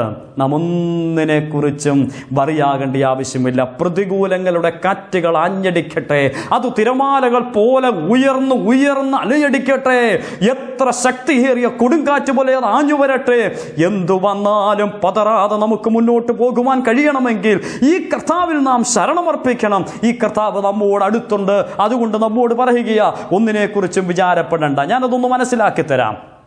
മർക്കോസിന്റെ സുവിശേഷം 4-ാം അധ്യായത്തിന്റെ 38-ാം വാക്യത്തിൽ നമ്മുടെ കർത്താവായ യേശുക്രിസ്തു, ഞാൻ അല്പം മുമ്പ് പറഞ്ഞതുപോലെ, ശിഷ്യന്മാരോട് പറഞ്ഞു, വരുവിൻ നാം അക്കരയ്ക്ക് പോകാം. അവരക്കരയ്ക്ക് പോവുകയാ. കർത്താവ് അമരത്ത് തലയണ വെച്ച് ശാന്തമായിട്ട് ഉറങ്ങുകയാ. ആ യാത്രയുടെ മധ്യത്തിലെത്തിയപ്പോൾ കാറ്റും പേമാരിയും ആഞ്ഞടിച്ച് വള്ളം മുങ്ങുമാറായ ഒരു പ്രത്യേക സാഹചര്യമുണ്ടായി. കർത്താവിൻ്റെ ശിഷ്യന്മാരടുത്തിയെന്ന് കർത്താവിനെ ഉറക്കത്തിൽ നിന്ന് വിളിച്ചെഴുന്നേൽപ്പിച്ചു. എന്നിട്ടൊരു ചോദ്യം, വളരെ ശാന്തമായിട്ടൊരു ചോദ്യം, ഗുരു, ഞങ്ങൾ നശിച്ചു പോകുന്നതിൽ നിനക്ക് വിചാരമില്ലയോ?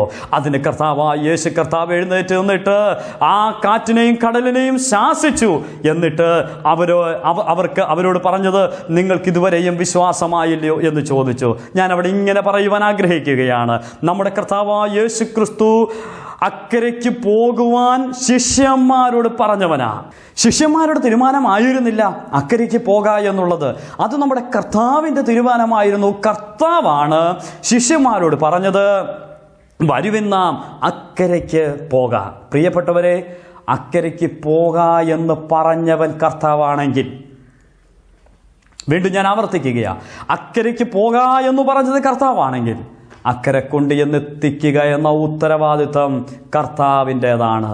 ഇന്നു രാത്രിയിൽ എന്നെ കേൾക്കുന്ന സ്നേഹിതരോട് ഞാൻ ഇങ്ങനെ പറയട്ടെ, ദൈവമക്കളെ, നമ്മെ വിശ്വാസ ജീവിതത്തിൻ്റെ പടകിലേക്ക് കൈപിടിച്ച് കയറ്റിയവൻ നമ്മുടെ കർത്താവാണെങ്കിൽ ആ കർത്താവ് നമ്മെ അങ്ങേക്കരയെത്തുന്നതുവരെയും നടത്തുവാൻ ശക്തനാണ്. യാതൊരു സംശയവുമില്ല. വഴിയിൽ ഉപേക്ഷിച്ച് കളയുന്നവനല്ല നമ്മുടെ കർത്താവ്. ഈ യാത്രാമധ്യത്തിൽ കർത്താവ് വളരെ വ്യക്തമായിട്ട് മനസ്സിലാക്കി തന്നു. ഈ യാത്രാമധ്യത്തിൽ പ്രതിസന്ധികൾ ധാരാളം ഉണ്ടാകാം. നാം പോകുന്ന വള്ളം മുങ്ങിപ്പോകുമോ എന്ന് ഭയപ്പെടുത്തുന്ന ഭയാനകമായിരിക്കുന്ന തിരമാലയും പേമാരിയും കാറ്റുമൊക്കെ അഞ്ഞടിച്ചേക്കാം. എങ്ങനെയാണ് ഇത് അക്കരെ എത്തുക എന്നുള്ള ചിന്ത പോലും നമ്മെ ഭരിച്ചേക്കാം. എന്നാൽ ഒരു വസ്തുത പറയട്ടെ, ലോഡ് ഈസ് അറ്റ് ഹാൻഡ്. നമ്മുടെ കർത്താവ് നമ്മോട് അടുത്തുണ്ട്. മുങ്ങാൻ അവൻ അനുവദിക്കുകയില്ല. സകലത്തിൻ്റെയും നിയന്ത്രിതാവും സർവശക്തനുമായവൻ അത് മുങ്ങുവാൻ അനുവദിക്കുകയില്ല. വിശ്വാസ ജീവിത പടകിൽ സിയോൻ നഗരിയിൽ പോകുന്നു എന്ന് നാം പാടുന്നത് പോലെ വിശ്വാസ നായകനായ യേശുവിനെ നോക്കി മുന്നോട്ട് ജീവിതം നയിക്കുന്ന ഒരു ക്രിസ്തു ഭക്തന്റെ ജീവിതത്തിൽ ചിന്താകുലപ്പെടേണ്ട ആവശ്യമില്ല. നമ്മുടെ കർത്താവ് നമ്മോട് അടുത്തിരിക്കുന്നത് കൊണ്ട്. ആകയാൽ ഇന്ന് രാത്രികാലം ഞാൻ ഇങ്ങനെ ഓർപ്പിക്കുവാൻ ആഗ്രഹിക്കുകയാണ്. ദൈവമക്കൾ ചിന്താകുലമില്ലാത്തവരായിരിക്കണം. അതിനുള്ള 5 കാരണങ്ങൾ ഞാൻ ഓർപ്പിച്ചു. 1, നാം ചിന്താകുലമുള്ളവരാകുന്നു എങ്കിൽ ദൈവിക കൽപ്പന ലംഘിക്കുന്ന പാപം ചെയ്യുന്നവരാണ്. 2, നാം വിചാരപ്പെടുന്നത് കൊണ്ട് ഒന്നും സാധ്യമല്ല എന്നുള്ളത് കൊണ്ട് നാം വിചാരപ്പെടുവാൻ പാടില്ല. 3, അത് ജാതികളുടെ ചിന്തയാണ് വിചാരപ്പെടുക എന്ന് പറയുന്നത്. 4, അല്പവിശ്വാസമാണ് ചിന്താകുലപ്പെടുവാൻ കാരണം. 5, നമുക്ക് വേണ്ടി വിചാരപ്പെടുന്ന ഒരു കർത്താവുള്ളത് കൊണ്ട് നാം വിചാരപ്പെടുവാനായിട്ട് പാടില്ല. കർത്താവ് നമ്മെ സഹായിക്കുമാറാകട്ടെ. കർത്താവിൽ നമുക്ക് വീണ്ടും ആശ്രയിക്കാം.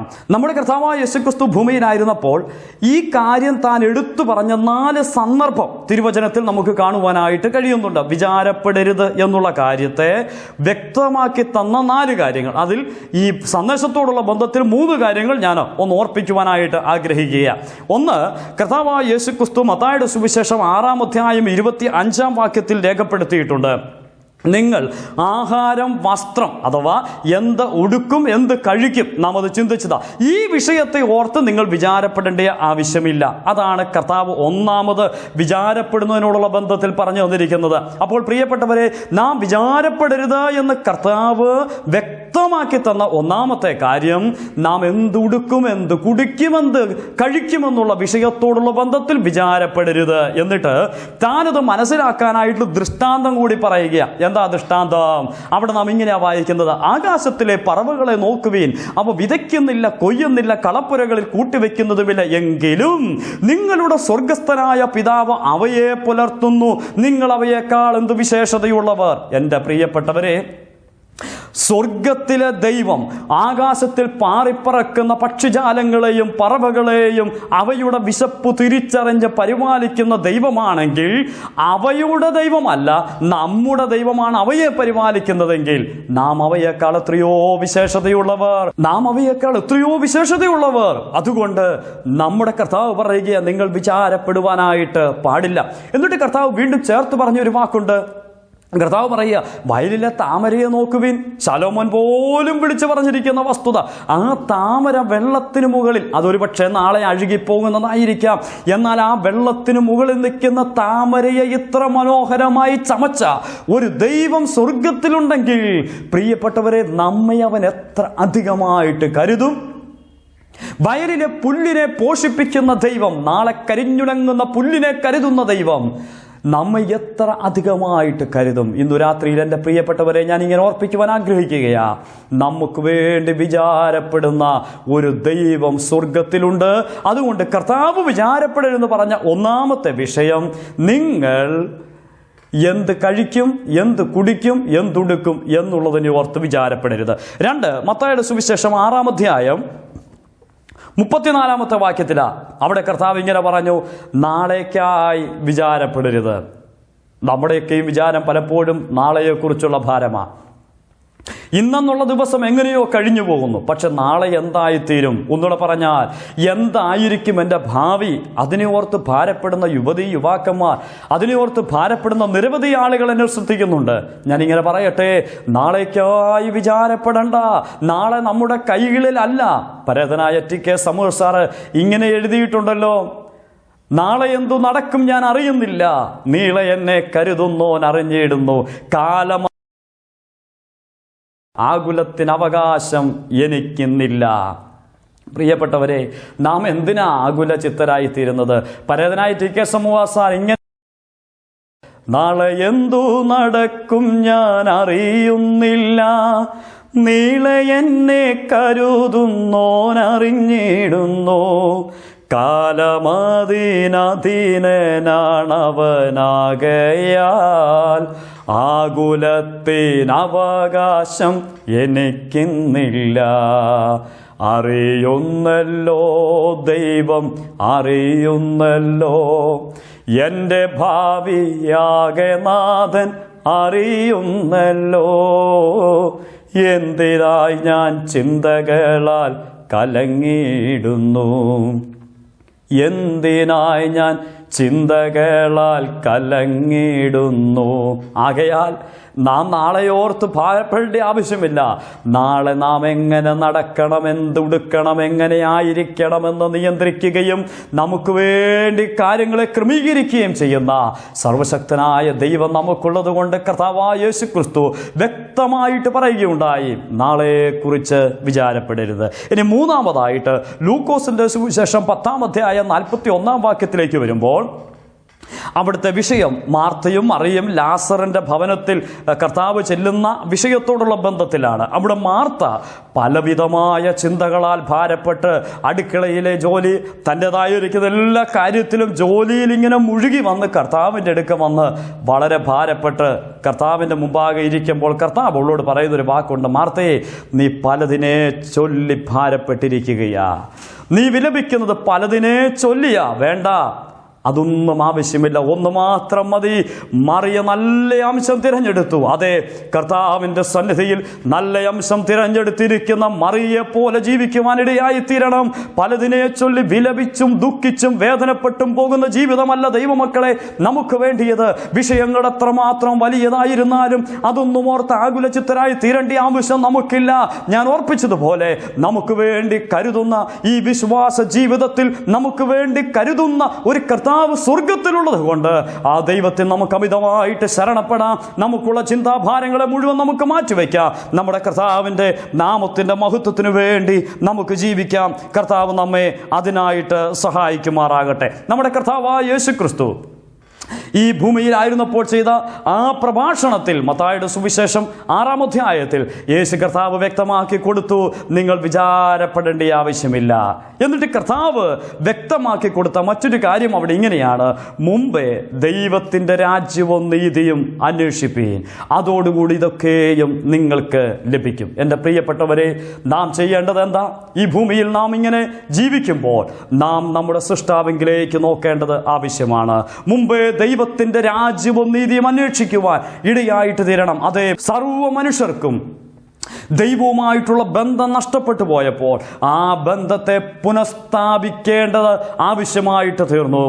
മുമ്പേ ദൈവത്തിൻ്റെ രാജ്യവും, ഒന്നുകൂടെ പറഞ്ഞാൽ ഒന്നാം സ്ഥാനം നാം ദൈവത്തിന് കൊടുക്കണം. നമ്മെ സൃഷ്ടിച്ച, പ്രപഞ്ചത്തെ സൃഷ്ടിച്ച സകലത്തിൻ്റെയും ഉടയവനും സൃഷ്ടിതാവുമായി തീർന്ന സർവേശ്വരന് നമ്മുടെ ജീവിതത്തെ നാം സമർപ്പിക്കണം. മുമ്പേ ദൈവത്തിൻ്റെ രാജ്യവും നീതിയും അന്വേഷിക്കണം.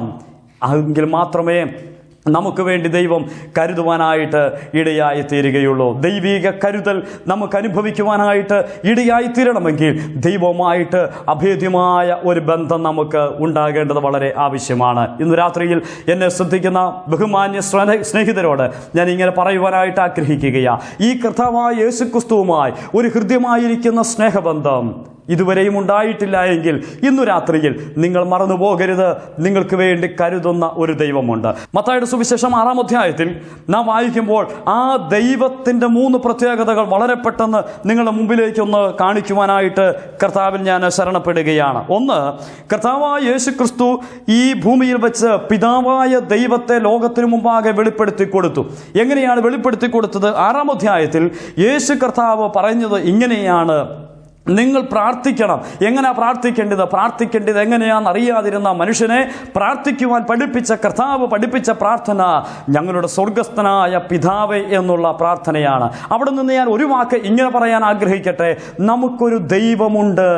നമ്മുടെ ദൈവത്തിൻ്റെ പ്രത്യേകത സ്വർഗത്തിൽ വസിക്കുന്ന പിതാവായ ദൈവം. ഞാൻ ഒന്നുകൂടെ പറയാൻ ആഗ്രഹിക്കുക, നമുക്ക് സ്വർഗത്തിൽ വസിക്കുന്ന ഒരു പിതാവുണ്ട്. എൻ്റെ പ്രിയപ്പെട്ടവരെ, നമ്മുടെ പിതാവ് സ്വർഗത്തിൽ വസിക്കുന്നവനാണ്. സ്വർഗത്തിൽ വസിക്കുന്ന പിതാവ് സകലത്തിൻ്റെയും നിയന്ത്രിതാവാണ്. സർവ്വതിനെയും ഒരുപോലെ നിയന്ത്രിക്കുന്നവനാണ്. വലം കൈയിൽ ഭൂമിയെ വെച്ചുകൊണ്ട് അതിനെ നിയന്ത്രിക്കുന്ന ദൈവമാണ്. ആ ദൈവത്തെ നിങ്ങൾ തിരിച്ചറിയണം. ആ ദൈവത്തിൻ്റെ പ്രത്യേകത പറയുക, നിങ്ങൾ പ്രാർത്ഥിക്കുമ്പോൾ സ്വർഗസ്ഥനായ ഞങ്ങളുടെ പിതാവേ. ലോകത്തിലുള്ള എല്ലാ മനുഷ്യർക്കും ദൈവം ഒന്നേ ഉള്ളൂ. ആ ദൈവത്തെ ആളുകൾ വ്യത്യസ്തമായ നിലയിൽ തിരിച്ചറിയുന്നു. ജീവനുള്ള ഏകസത്യ ദൈവത്തെ മനസ്സിലാക്കുവാൻ കഴിയാതെ മനുഷ്യൻ ആവലാതിപ്പെടുകയാണ്. എന്നാൽ ഇന്നു രാത്രി ഞാൻ പറയട്ടെ, ഇവിടെ ജീവനുള്ള ഒരു ദൈവമുണ്ട്. ആ ദൈവവുമായിട്ട് നമുക്കൊരു ബന്ധമുണ്ടാകണം. ഏതാണ് ആ ബന്ധം? പിതാവേ എന്ന് വിളിക്കുവാൻ, അബ്ബാ ഫാദർ എന്ന് വിളിക്കുവാൻ, അപ്പ എന്ന് വിളിക്കുവാൻ നിങ്ങൾക്കൊരു ബന്ധമുണ്ടാകണം. ബന്ധമുണ്ടാകണമെങ്കിൽ ഒന്നാമത് സംഭവിക്കേണ്ടത് നമ്മൾ മക്കളായിട്ട് തീരണം എന്നുള്ളതാണ്.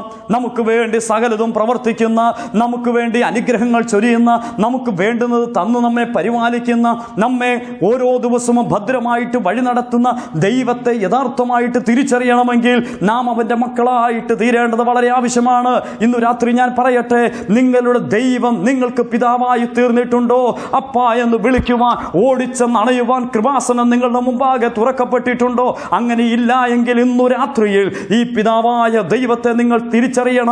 ഞാൻ ഓർപ്പിക്കട്ടെ, വേദനപ്പെട്ട് കിടക്കുമ്പോൾ, നിരാശരായിട്ട് തീരുമ്പോൾ, മാനസികമായ ദുഃഖം അനുഭവിക്കുമ്പോൾ, ആകുല ചിത്തതയോടെ മുമ്പോട്ട് പോകുമ്പോൾ, ഇതിൻ്റെ എല്ലാം മധ്യത്തിൽ ഓടി വന്ന് ആശ്വസിപ്പിക്കുവാൻ ലോകത്തിലുള്ള ഒരു മനുഷ്യനുമില്ലാതിരിക്കുമ്പോൾ, ആശ്വാസം നൽകുവാൻ ആരുമില്ലാതിരിക്കുമ്പോൾ, പെറ്റ അമ്മയും അപ്പനും കുഞ്ഞുങ്ങളും ആരും ആശ്രയത്തിനില്ലാതിരിക്കുമ്പോൾ, ഈ പ്രതികൂലത്തിൻ്റെ മധ്യത്തിലും ഏകാന്തത അനുഭവിക്കുമ്പോൾ ഓടി അടുത്തു വന്ന് വലതുകരം തൊട്ട് നമ്മെ ആശ്വസിപ്പിക്കുന്ന, തലോടുന്ന ദൈവിക കരുതൽ അനുഭവിക്കാൻ കഴിയണമെങ്കിൽ എൻ്റെ പ്രിയപ്പെട്ടവരെ, നമുക്ക് പിതാവേ എന്ന് വിളിക്കുവാൻ ഒരു ബന്ധമുണ്ടാകണം. അതിന് നിങ്ങൾ മക്കളായിട്ട് തീരേണ്ടത് ആവശ്യമാണ്. അപ്പോൾ ഒന്ന്, ഇവിടെ നൽകിയിരിക്കുന്ന ഒന്നാമത്തെ പ്രത്യേകത, നമുക്ക് സ്വർഗത്തിലൊരു പിതാവുണ്ട് എന്നുള്ളതാണ്. We have A father in heaven. നമുക്കൊരു പിതാവ് സ്വർഗത്തിലുണ്ട്. എൻ്റെ പിതാവായ ദൈവം, സകലത്തെയും നിയന്ത്രിക്കുന്ന ദൈവം സ്വർഗത്തിലുണ്ട്. രണ്ടാമത്തെ പ്രത്യേകത എന്ന് പറയുന്നത് അതിൻ്റെ 26-ാം വാക്യത്തിൽ രേഖപ്പെടുത്തിയിരിക്കുന്നതാണ്. എന്താ 26-ാം വാക്യത്തിൽ നാം വായിക്കുന്നത്? ആകാശത്തിലെ പറവകളെ നോക്കുവിൻ, അവ വിതയ്ക്കുന്നില്ല, കൊയ്യുന്നില്ല, കളപ്പുരകളിൽ ശേഖരിച്ചു വെക്കുന്നുമില്ല, എങ്കിലും സ്വർഗസ്ഥനായ നിങ്ങളുടെ പിതാവ് അവയെ പുലർത്തുന്നു. ഞാൻ ഇങ്ങനെ പറയാൻ ആഗ്രഹിക്കുകയാണ്, പുലർത്തുന്ന ഒരു ദൈവമുണ്ട്. ഒന്നുകൂടെ പറഞ്ഞാൽ, കരുതുന്ന ഒരു ദൈവമുണ്ട്. ഈ ദൈവത്തിന്റെ പ്രത്യേകത ഒന്ന്, ആ ദൈവം സ്വർഗത്തിൽ വസിക്കുന്ന ദൈവമാണ് പിതാവായിട്ട് നമുക്കുള്ളത്. രണ്ട്, ആ പിതാവായ ദൈവം നമ്മെ കരുതുന്ന ദൈവമാണ്. പ്രിയപ്പെട്ടവരെ, ലോകത്തിൽ നമ്മെ കരുതുവാൻ, പ്രതിസന്ധികളിൽ നമ്മെ കരുതുവാൻ ആരുമില്ല എന്ന് നാം വിചാരിക്കരുത്. നമ്മെ കരുതുവാൻ ഭൂമിയിൽ ആരുമില്ല എങ്കിലും സ്വർഗത്തിൽ വസിക്കുന്ന ദൈവം കരുതുന്ന ദൈവമാണ്. ഞാൻ ഓർപ്പിച്ചതുപോലെ ആകാശത്തിലെ പറവജാതികളെ മുഴുവൻ കരുതി പുലർത്തുന്ന ഒരു ദൈവമാണ് നമുക്ക് വേണ്ടി വസിക്കുന്നത്. ആ ദൈവം നമ്മുടെ ദൈവമാണെങ്കിൽ ആ ദൈവം തീർച്ചയായിട്ടും നമ്മെ കരുതും. സാധു കൊച്ചുകുഞ്ഞുപദേശി തൻ്റെ ജീവിതത്തിൽ ദാരിദ്ര്യമേറി വന്നപ്പോൾ തൻ്റെ ജീവിതത്തിൻ്റെ അനുഭവത്തോടുള്ള ബന്ധത്തിൽ രേഖപ്പെടുത്തി വച്ചിരിക്കുന്ന ഒരു പാട്ടിൻ്റെ ഈരടി ഇങ്ങനെയാണ്: കരയുന്ന കാക്കക്കുഞ്ഞറിയാത്ത മാർഗത്തിൽ തീറ്റുമുടയവൻ പോറ്റുമീ സാധുവേ. കരയുന്ന കാക്കക്കുഞ്ഞറിയാത്ത മാർഗത്തിൽ തീറ്റുമുടയവൻ പോറ്റുമീ സാധുവേ എന്ന് അദ്ദേഹം എഴുതി വെച്ചു. എന്താ എഴുതുവാൻ കാരണം? കാക്ക കുഞ്ഞിന് വിശക്കുമ്പോൾ ഭക്ഷണം കൊടുക്കുന്ന സർവശക്തനായ ദൈവം ജീവിക്കുന്നു എങ്കിൽ, കാട്ടിലെ മൃഗങ്ങൾക്കും ആറ്റിലെ മത്സ്യങ്ങൾക്കും തത്സമയത്ത് ഭക്ഷണം കൊടുക്കുന്ന ഒരു ദൈവം സ്വർഗത്തിൽ വസിക്കുന്നു എങ്കിൽ, ലോകത്തിലുള്ള പ്രപഞ്ചത്തിലുള്ള സകല ചരാചരങ്ങൾക്കും വേണ്ടുന്നത് തക്ക സമയത്ത് നൽകി പരിപോഷിപ്പിക്കുന്ന ഒരു ദൈവം സ്വർഗത്തിലുണ്ടെങ്കിൽ ഇന്നു രാത്രി ഭയപ്പെടേണ്ട ആവശ്യമില്ല.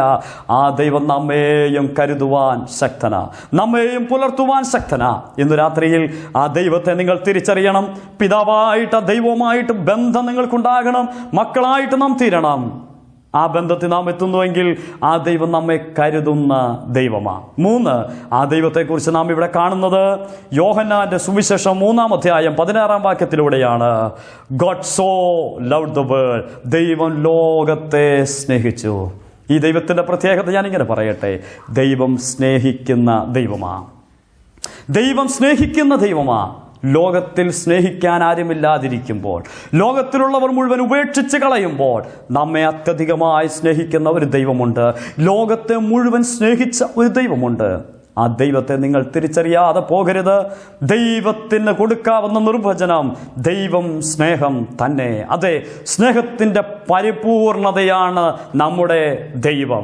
ആ ദൈവത്തെ നിങ്ങൾ തിരിച്ചറിയണം. ആ ദൈവത്തെ നിങ്ങൾ മനസ്സിലാക്കണം. സ്നേഹം നമുക്ക് വേണ്ടി കാണിച്ചു തന്ന, സ്നേഹം എന്താണെന്ന് വ്യക്തമാക്കി തന്ന, സ്നേഹം നമുക്ക് വേണ്ടി ചൊരിഞ്ഞപ്പോൾ ആ സ്നേഹത്തിൻ്റെ പ്രദർശനമായി കാൽവറിയിൽ ഉയർത്തപ്പെട്ട കൊലമരം നിങ്ങൾ മറന്നുപോകരുത്. നമ്മുടെ കർത്താവായ യേശു ക്രിസ്തു നമുക്ക് വേണ്ടി ക്രൂശിൽ തകർത്ത് കളഞ്ഞ് നമ്മെ സ്നേഹിച്ച ദൈവസ്നേഹത്തെ നിങ്ങൾ തിരിച്ചറിയണം. എൻ്റെ പ്രിയപ്പെട്ടവരെ, ദൈവത്തിൻ്റെ പ്രത്യേകത, ദൈവം പിതാവായിട്ട് നമുക്കുണ്ടാകണം. സ്വർഗത്തിൽ വസിക്കുന്ന ദൈവമാണ്. 2, ആ ദൈവം നമ്മെ കരുതുന്ന ദൈവമാണ്. 3, ആ ദൈവം നമ്മെ സ്നേഹിക്കുന്ന ദൈവമാണ്. ഇത്രമാത്രം നമ്മെ സ്നേഹിക്കുന്ന ഒരു ദൈവം ഉണ്ട്, തിരിച്ചറിയണം, മറന്നുപോകുവാൻ പാടില്ല. യോഹന്നാന്റെ 1-ാം ലേഖനം 3-ാം അധ്യായം 1-ാം വാക്യത്തിൽ നാം അതുകൊണ്ടാണ് ഇങ്ങനെ വായിക്കുന്നത്: കാൺമേ, നാം ദൈവമക്കളെന്ന് വിളിക്കപ്പെടുവാൻ പിതാവ് നമുക്ക് ഇത്ര വലിയ സ്നേഹം നൽകിയിരിക്കുന്നു. യെസ്, ഇന്നു രാത്രി എന്നെ കേൾക്കുന്ന ബഹുമാന്യ സ്നേഹിതരെ, വിചാരപ്പെട്ടു പോകുമ്പോൾ മനസ്സിലാക്കേണ്ട ഒരു വസ്തുത, നിങ്ങൾ വിചാരപ്പെടരുതെന്ന് പറഞ്ഞ ഒരു കർത്താവ് നമുക്കുണ്ട്. ആ ആശ്വാസവചനം നമുക്കുണ്ട്. നമ്മുടെ കർത്താവിൻ്റെ വരവിന് വേണ്ടി നോക്കി പാർത്തിരിക്കുമ്പോൾ കർത്താവിൻ്റെ മക്കൾ വിചാരപ്പെട്ട് ജീവിക്കേണ്ട ആവശ്യമില്ല. അതിനുള്ള കാരണങ്ങൾ നാം കാണുകയുണ്ടായി. നമുക്കൊരു പിതാവ് സ്വർഗത്തിലുണ്ട്. ഓടിച്ചെന്ന് അപ്പ എന്ന് വിളിക്കുവാൻ ഒരു സവിധം, ഒരു കൃപാസനം നമുക്കുണ്ട്. ആ അപ്പൻ നമുക്ക് വേണ്ടി കരുതുന്ന, നമ്മെ പുലർത്തുന്ന അപ്പനാ. ആ അപ്പൻ നമ്മെ സ്നേഹിക്കുന്ന അപ്പനാ. നമുക്ക് ആ അപ്പൻ്റെ സന്നിധിയിൽ നന്ദിയോടെ ജീവിക്കാം. കർത്താവ് നമ്മെ അതിനായിട്ട് സഹായിക്കുമാറാകട്ടെ. ഇത്രമാത്രം നമ്മെ സ്നേഹിക്കുന്ന ഒരു ദൈവമാണ് ഈ ദൈവം. എൻ്റെ പ്രിയപ്പെട്ടവരെ, ഈ ദൈവത്തെ മനസ്സിലാക്കുവാൻ, ഈ ദൈവത്തെ യഥാർത്ഥമായിട്ടൊന്ന് തിരിച്ചറിയുവാൻ, ഈ ദൈവത്തിൻ്റെ അടുക്കിലേക്ക് വരുവാൻ നിങ്ങൾക്ക് മനസ്സുണ്ടോ? ദൈവവുമായിട്ടുള്ള അഭേദ്യമായ ബന്ധം നിങ്ങൾക്ക് ഇതുവരെ ഇല്ല എങ്കിൽ ആ ബന്ധത്തിലേക്ക് നിങ്ങൾക്കൊന്ന് വരുവാനായിട്ട് മനസ്സുണ്ടോ? ഇന്ന് രാത്രിയിൽ സർവശക്തനായ ദൈവം നിങ്ങളെ സഹായിക്കുമാറാകട്ടെ. യേശു കർത്താവിൻ്റെ അടുക്കിലേക്ക് വരിക. ദൈവം തൻ്റെ സ്നേഹം പ്രദർശിപ്പിച്ചത് കാൽവറിയിലെ ക്രൂശിലൂടെയാണ്. നസ്രനായ യേശു ക്രിസ്തു എന്ന ദൈവപുത്രനെ കാൽവറിയിലെ കൊലമരത്തിൽ തകർത്ത് കളഞ്ഞുകൊണ്ട് മനുഷ്യരാശിക്ക് ദൈവത്തിൻ്റെ സ്നേഹം വെളിപ്പെടുത്തി കൊടുത്തു. പാപത്തിൻ്റെ ആ വലിയ വിഷമുള്ള ഏറ്റ് എന്നേക്കും നിത്യ നരകത്തിന് വേണ്ടി വിധിക്കപ്പെട്ട മാനവജനത്തെ അവിടെ നിന്ന് മോചിപ്പിക്കുവാൻ, പാപത്തിന്റെ അധികാരിയായ പിശാചിനെ തൻ്റെ മരണത്താൽ നീക്കുവാൻ കാൽവറിയിലെ ക്രൂശിൽ നമുക്ക് വേണ്ടി വേദന സഹിച്ചു മരിച്ച നസ്രനായ യേശുക്രിസ്തുവിൻ്റെ അടുക്കിലേക്ക് ചെന്ന് പാപങ്ങൾക്ക് പരിഹാരം കണ്ടെത്തുമോ? ദൈവമക്കളായി തീരുവാനായിട്ട് കഴിയും. എങ്ങനെയാണ് ദൈവമക്കളായിട്ട് നമുക്ക് തീരുവാൻ കഴിയുന്നത്? പാപത്തിന് പരിഹാരം യേശു ക്രിസ്തുവിലൂടെ മാത്രം. യേശു കർത്താവിൻ്റെ അടുക്കിലേക്ക് ചെല്ലുക. കർത്താവായ യേശുവേ, ഞാനൊരു പാപിയാണ് എന്നുള്ള കാര്യം സമ്മതിച്ചുകൊണ്ട് നാം കർത്താവിൻ്റെ സന്നിധി നമ്മുടെ പാപങ്ങളെ ഏറ്റുപറയുന്നുവെങ്കിൽ അവൻ നമ്മുടെ പാപങ്ങളെ ക്ഷമിപ്പാൻ തക്കവണ്ണം വിശ്വസ്തനും നീതിമാനുമാണ്. ആകയാൽ ഇന്നു രാത്രി നിങ്ങളുടെ പാപങ്ങളെ ഏറ്റുപറഞ്ഞ് നമ്മുടെ വേദനകളുടെയും ദുഃഖത്തിൻ്റെയും പ്രയാസങ്ങളുടെയും മധ്യത്തിൽ ആശ്വസിപ്പിക്കുന്നവനായ സർവശക്തനായ കർത്താവിൻ്റെ കരത്തെ തിരിച്ചറിയുവാൻ നമ്മെ കരുതുന്ന ഒരു കർത്താവുണ്ട്. വിചാരപ്പെടേണ്ട മകനെ എന്ന് പറയുന്ന ആശ്വസിപ്പിക്കുന്ന ഒരു കരമുണ്ടെന്ന് മനസ്സിലാക്കി അവനെ അനുസരിക്കുവാൻ, അംഗീകരിക്കുവാൻ, അവൻ്റെ കൽപ്പന പ്രമാണിക്കുവാൻ സർവശക്തനായ ദൈവം നമ്മേവരെയും സഹായിക്കുമാറാകട്ടെ. ധന്യനായ പൗലോസ് കാരാഗ്രഹത്തിൻ്റെ ഉള്ളറയിൽ കിടന്നെഴുതുമ്പോൾ ഫിലിപ്പിലെ വിശ്വാസികളോട് പറയുന്നു, ഒന്നിനെക്കുറിച്ചും വിചാരപ്പെടേണ്ട, നമ്മുടെ കർത്താവ് വരുവാൻ അടുത്തിരിക്കുന്നു. പ്രിയപ്പെട്ടവരെ, കാഹളത്തിൻ്റെ ധ്വനി നമ്മൾ കേൾക്കുവാൻ സമയം ഏറ്റവും അടുത്തിരിക്കുകയാണ്. നമ്മുടെ കർത്താവിൻ്റെ വരവ് ഏറ്റവും ആസന്നമായിട്ടിരിക്കുക. ലോകത്തിൻ്റെ സംഭവങ്ങൾ നമ്മെ അത് വിളിച്ചറിയിക്കുകയാണ്. നമുക്കൊരുങ്ങാം, ഉത്സുകരാകാം, എല്ലാ ചിന്തകളെയും വെടിയാം, ഹൃദയത്തിലുള്ള ഭാരങ്ങളെ മുഴുവൻ നമുക്ക് മാറ്റിയെടുക്കാം. അതുകൊണ്ടായിരിക്കുമല്ലോ പത്രോസ്ലിഹ ഇങ്ങനെ പറഞ്ഞത്, അവൻ നിങ്ങൾക്കായി കരുതുന്നതാകയാൽ നിങ്ങളുടെ സകല ഭാരവും അവൻ്റെ മേൽ ഇട്ടുകൊള്ളുവേൻ. അതെ, ഇന്നു രാത്രിയിൽ നമ്മുടെ ജീവിതത്തിലുള്ള സകല ഭാരത്തെയും സകല ചിന്താകുലത്തെയും നമുക്ക് താഴേക്കിടാം. നമ്മുടെ കർത്താവിന് വേണ്ടി നമുക്ക് ഒരുക്കാം. നമ്മുടെ കർത്താവ് നമ്മോട് പറയുന്നു, ഞാൻ നിങ്ങൾക്ക് വേണ്ടി കരുതാം. യെസ്, നമുക്ക് വേണ്ടി കരുതുന്ന, നമ്മെ നടത്തുന്ന, പുലർത്തുന്ന സർവശക്തനായ ദൈവത്തെ നമുക്ക് ആശ്രയിക്കാം.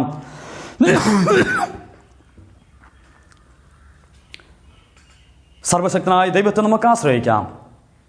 അവൻ്റെ നാമത്തിന് മഹത്വത്തിന് വേണ്ടി നമുക്ക് ജീവിക്കാം. അവൻ്റെ വരവിന് വേണ്ടി നമുക്കൊരുങ്ങാം. സർവശക്തനായ ദൈവം നമ്മേവരെയും ഈ വചനങ്ങളാൽ സഹായിക്കുമാറാകട്ടെ. നമുക്ക് നമ്മുടെ കണ്ണുകളെ അടയ്ക്കാം, പ്രാർത്ഥിക്കാം.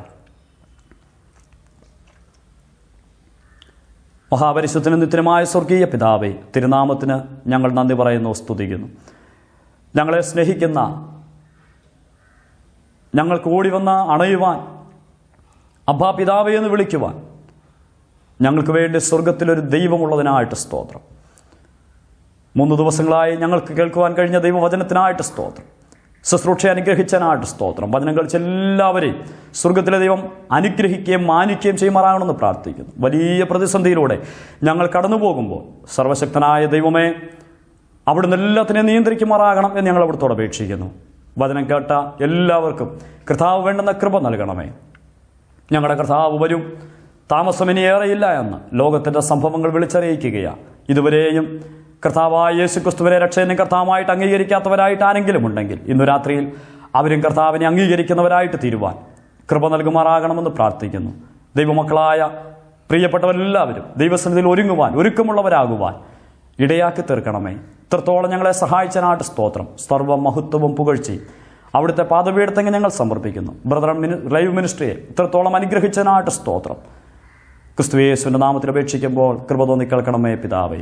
ആമേൻ.